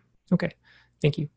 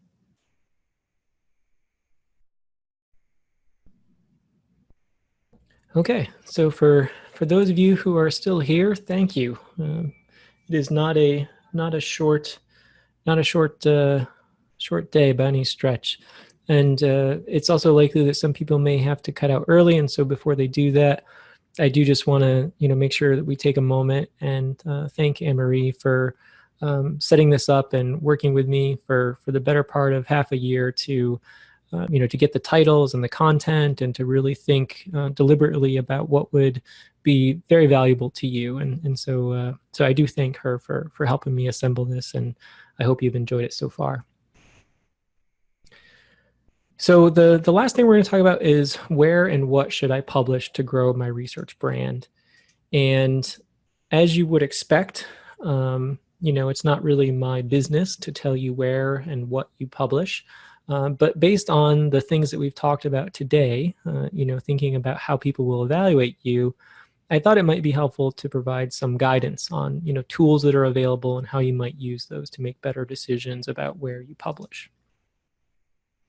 As you already might know or suspect, not all publications are given equal weight. And, different people have different opinions about the value of reviews versus the value of research articles and conference proceedings and patents. But I think that, I think when I'm often in conversations with people who are evaluating others, the term we often use is scholarly meat. And the scholarly meat often is the review articles, the primary research articles, and depending on who you're talking to, some people are also very interested in conference proceedings. And for some disciplines, conference proceedings provide a lot of insight into the important work that people are doing. So with consideration for those different things, we'll talk a little bit about the perceived value. Or at least be aware, and I guess if you're meeting with a hiring committee or a promotion committee, that you sort of speak with them about how they identify the value of books. I've been places where books are given a lot of value, and likewise I've been places where people are like, why do you spend your time publishing books? Recognize how indexing of research influences its perceived value. So depending on whether or not the research is indexed in a particular database, can have an influence on its perceived value. So this slide is mostly meant to be informational, but I would also confess that there is a bit of marketing to the way of the Web of Science. And so there is, I would say, general understanding or belief in the field, save for, for these companies, that when it comes to editorial selection, the Web of Science is the more rigorous. So we tend to only accept about 10 to 12% of journals that get submitted to us for evaluation. So it is that selectivity that often defines the sort of value notion that things that get indexed in the Web of Science must be of very high quality.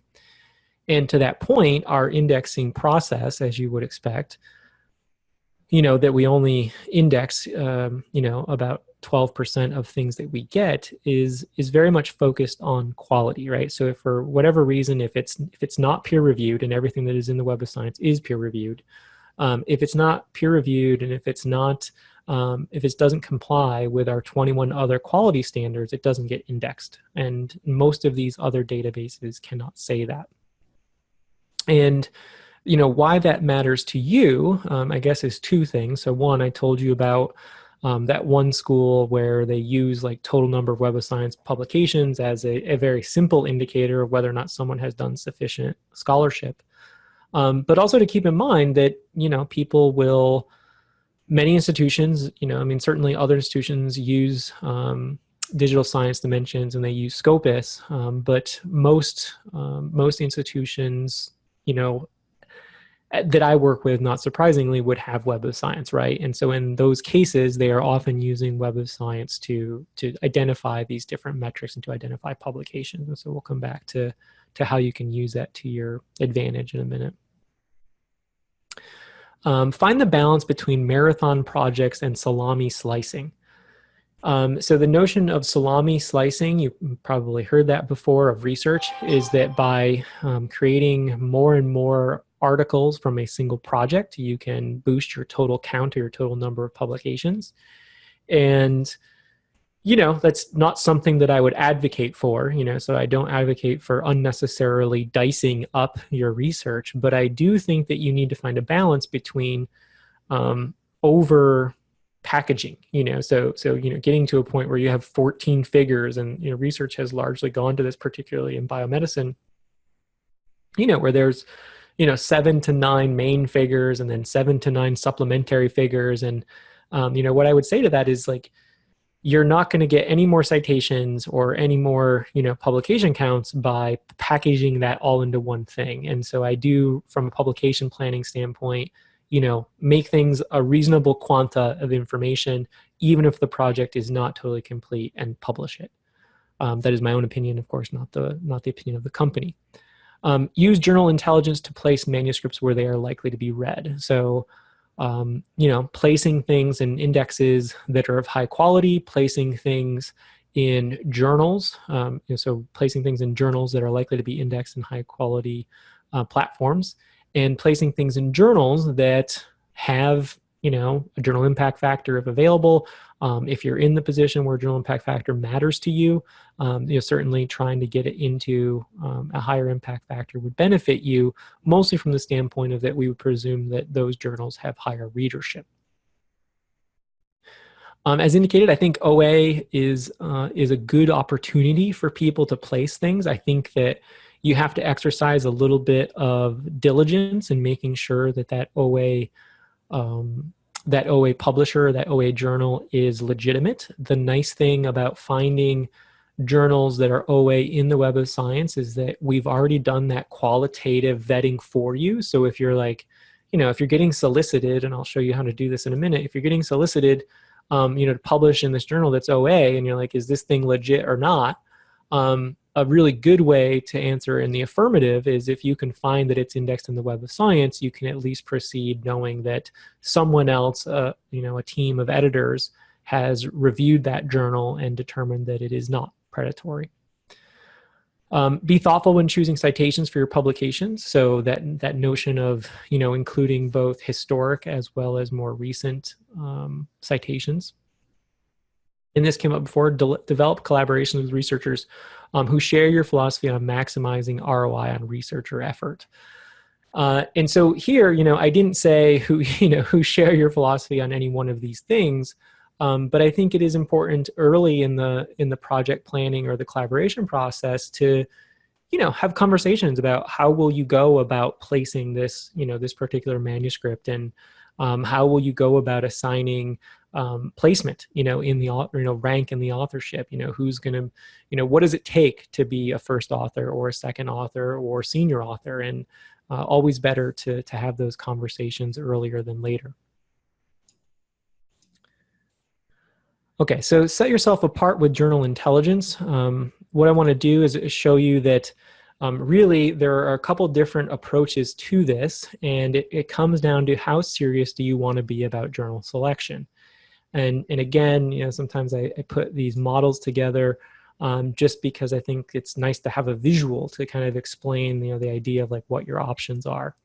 And so on one axis, you have time investment, how much time you're likely to spend, using this particular tool. On the other, you have seriousness about placement. So as you become more serious, you may look at, using one of, these three options. And, there's sort of a third axis here, which is diameter.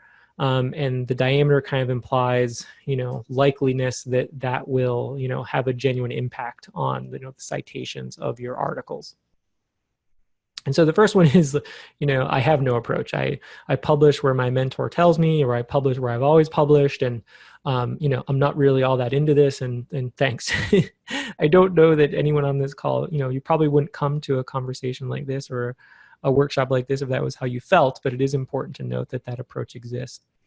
The second one is Manuscript Matcher, and that is available to you as a complementary feature of the Web of Science platform.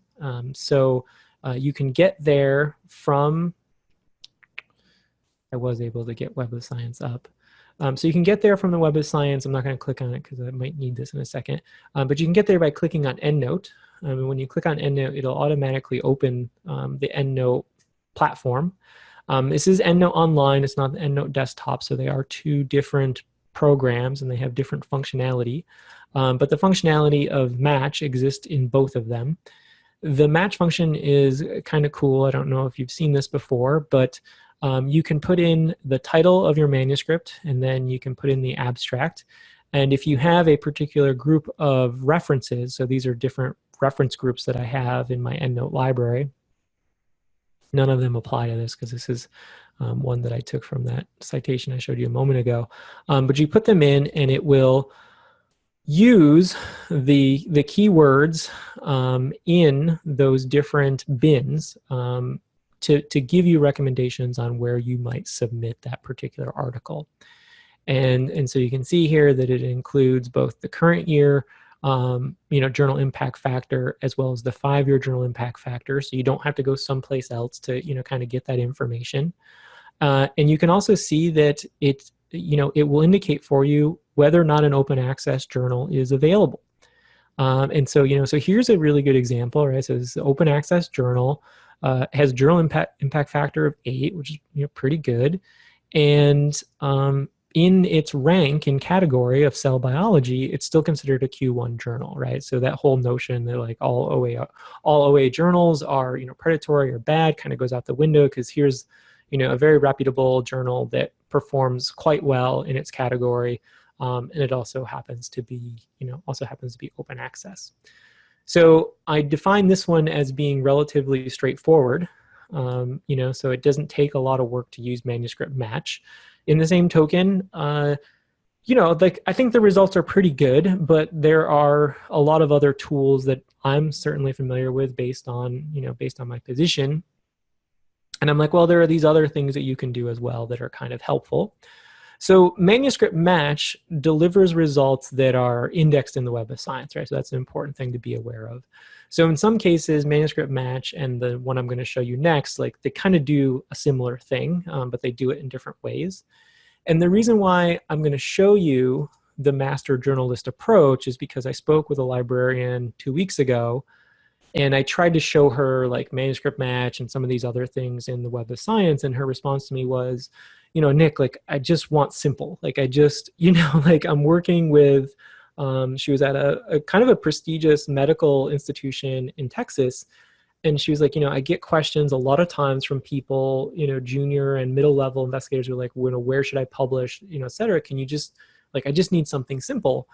And I initially, like, I did not used to recommend this, but when I went through it with her, she thought it was really great. So I have started using it, in other places.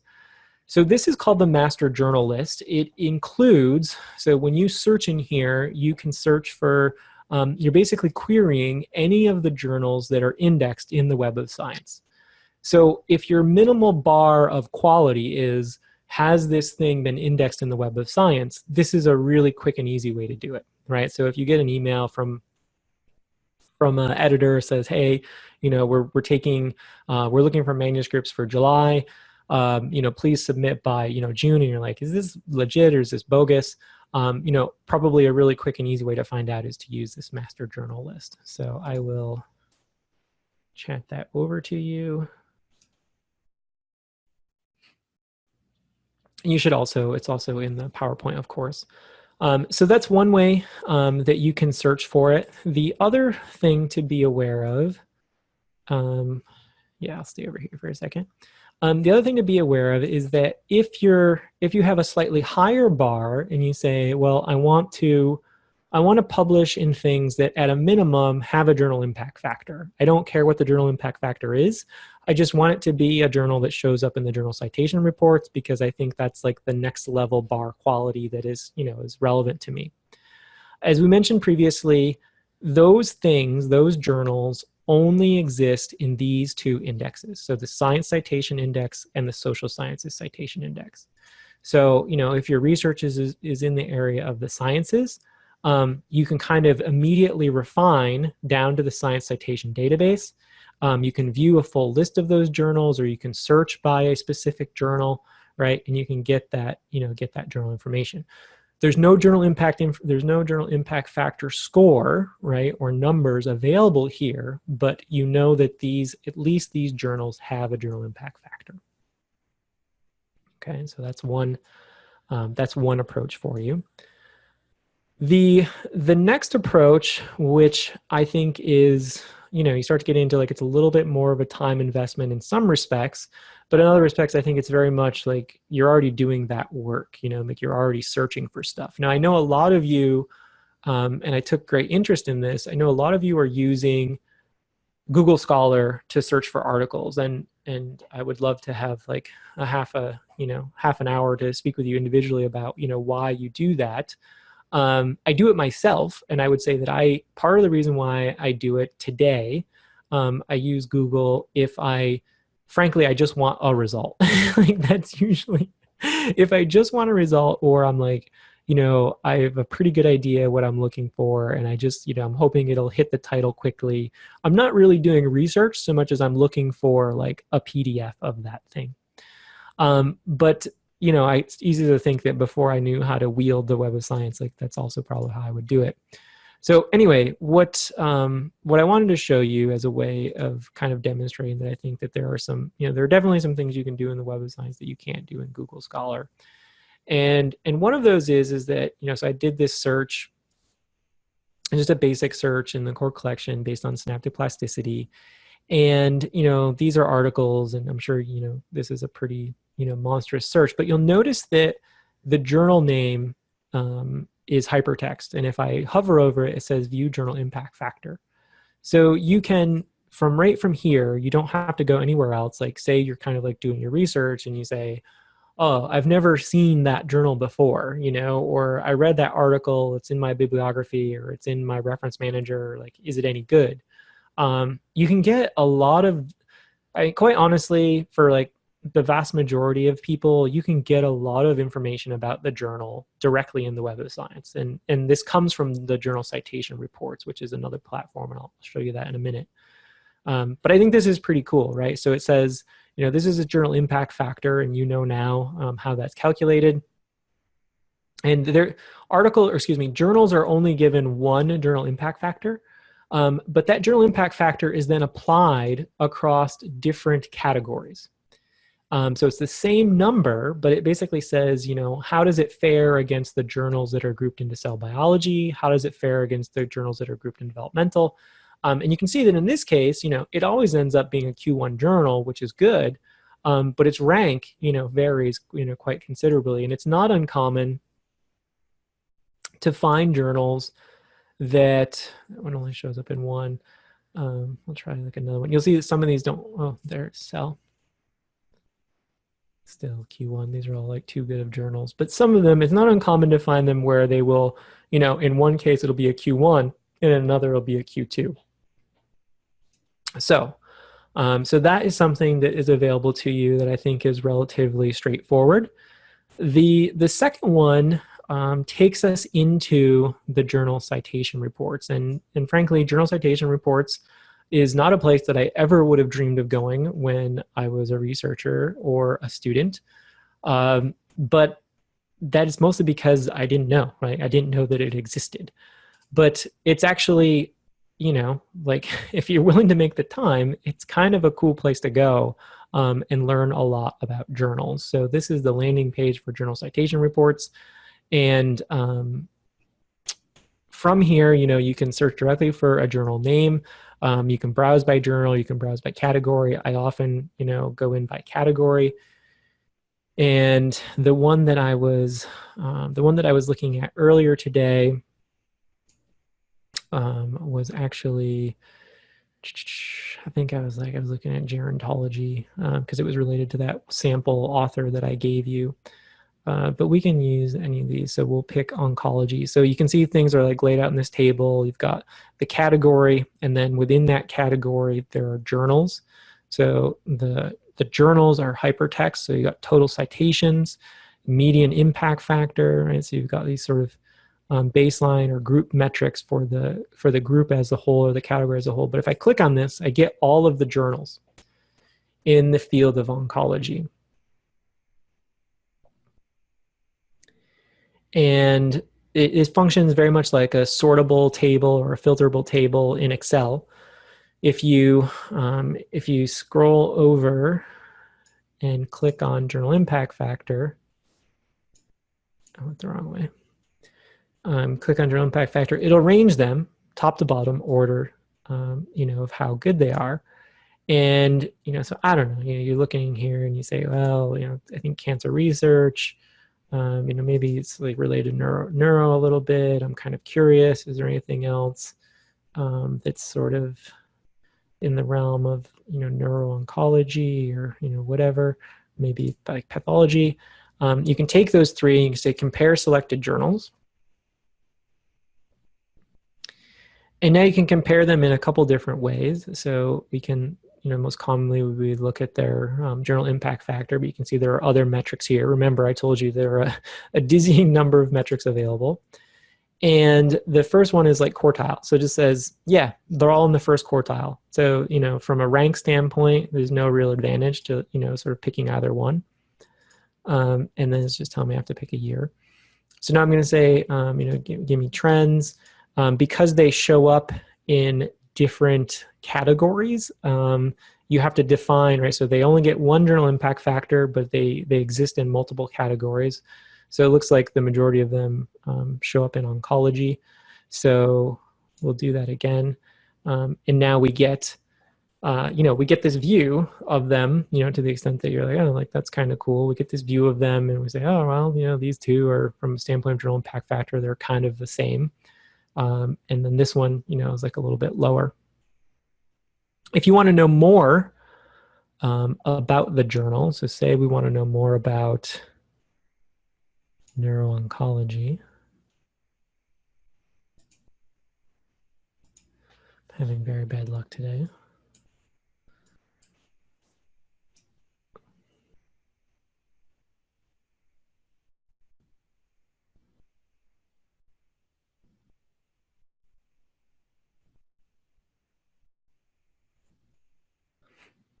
So if we want to know a little bit more about neuro-oncology, now we go to this journal profile page, which tells me all kinds of stuff like about the journal, right? So this is very specific to that journal. Again, tells me the two different categories that it shows up in. I can go directly to the journal's table of contents. I get this view of how the journal has performed each year, right? So if there are drastic changes in how well it has performed. This one's kind of interesting because, maybe if I was comparing this one to another one, I thought it was like a little bit lower, but placing my manuscript here for whatever reason, I'm like, oh, it might be a little bit easier to get it into this particular journal, or I'm thinking, after my first one, this is where I'll go for my second submission. You get the sense that this one's really improving over time. And that's not always the case. I mean, sometimes you come in here and they're relatively flat. Sometimes, you see all kinds of distributions. They can be on the decline or whatever. You also get a sense of their distribution. So how many of their publications are reviews versus primary articles? Meaning, is this journal principally a review journal, or is it principally a primary source for articles? And, it certainly looks like it's a primary article one.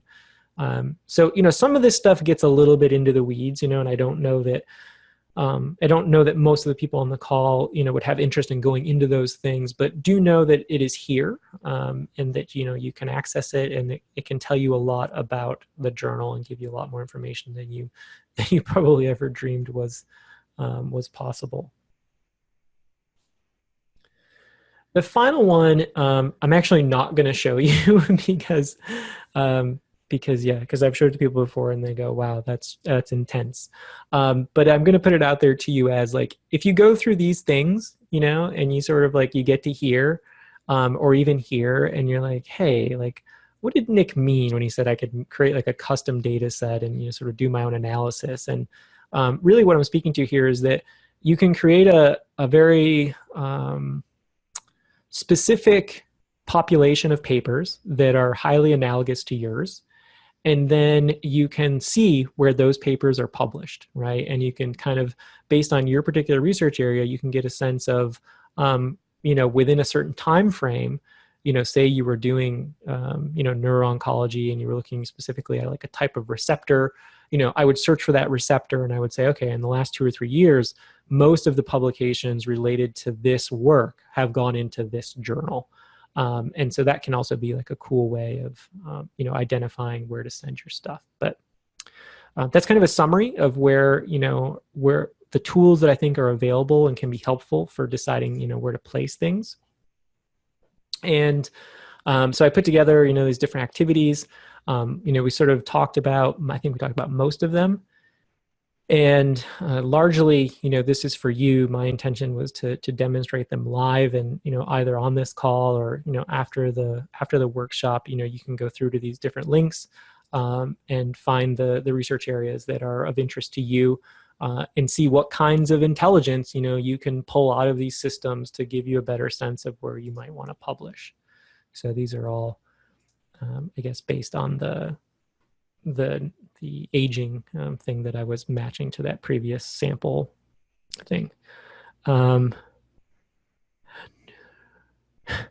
Nancy says, had to do this for a researcher, obscure topic. Yeah, so you use the last part with creating a custom data set and finding those journals. Awesome. Yeah, I think it's a really cool use case, and it's available in the Web of Science. And so again, sounds like if anyone's interested, they can either reach out to Nancy or to me.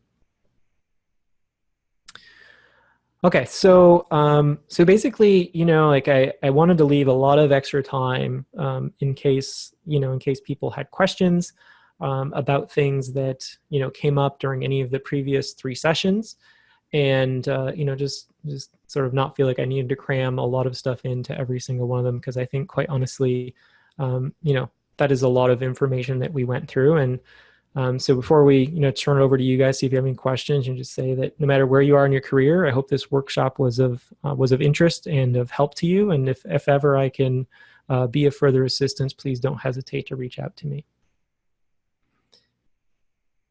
And reach out to your liaison librarians. Yes. Thank you, Nancy. So any questions, any concluding remarks, anything anyone wants to say?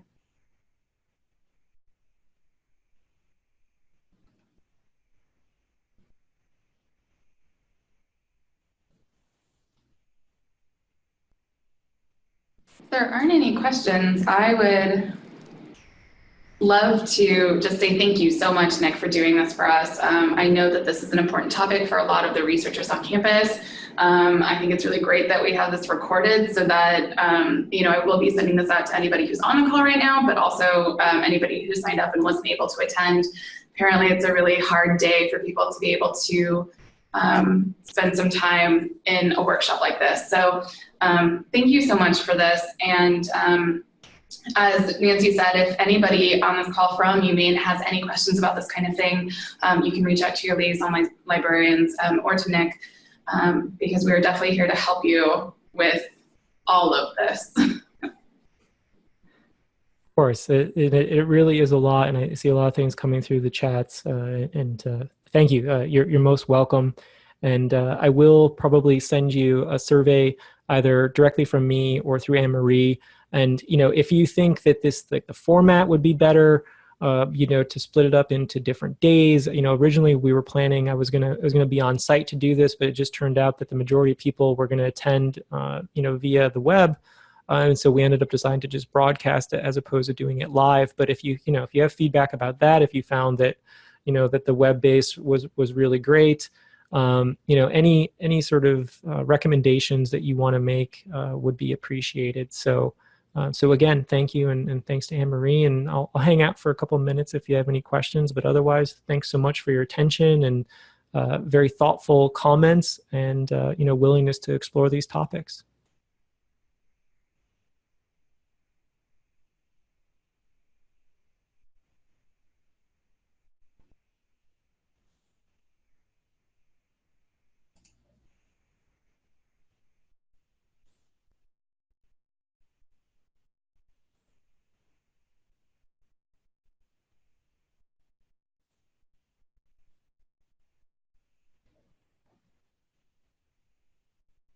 Okay, well, thank you guys again, and I hope everyone has a great rest of the week and an enjoyable weekend. And yeah, thanks so much. We'll talk soon. Thanks, Nick. Okay, bye.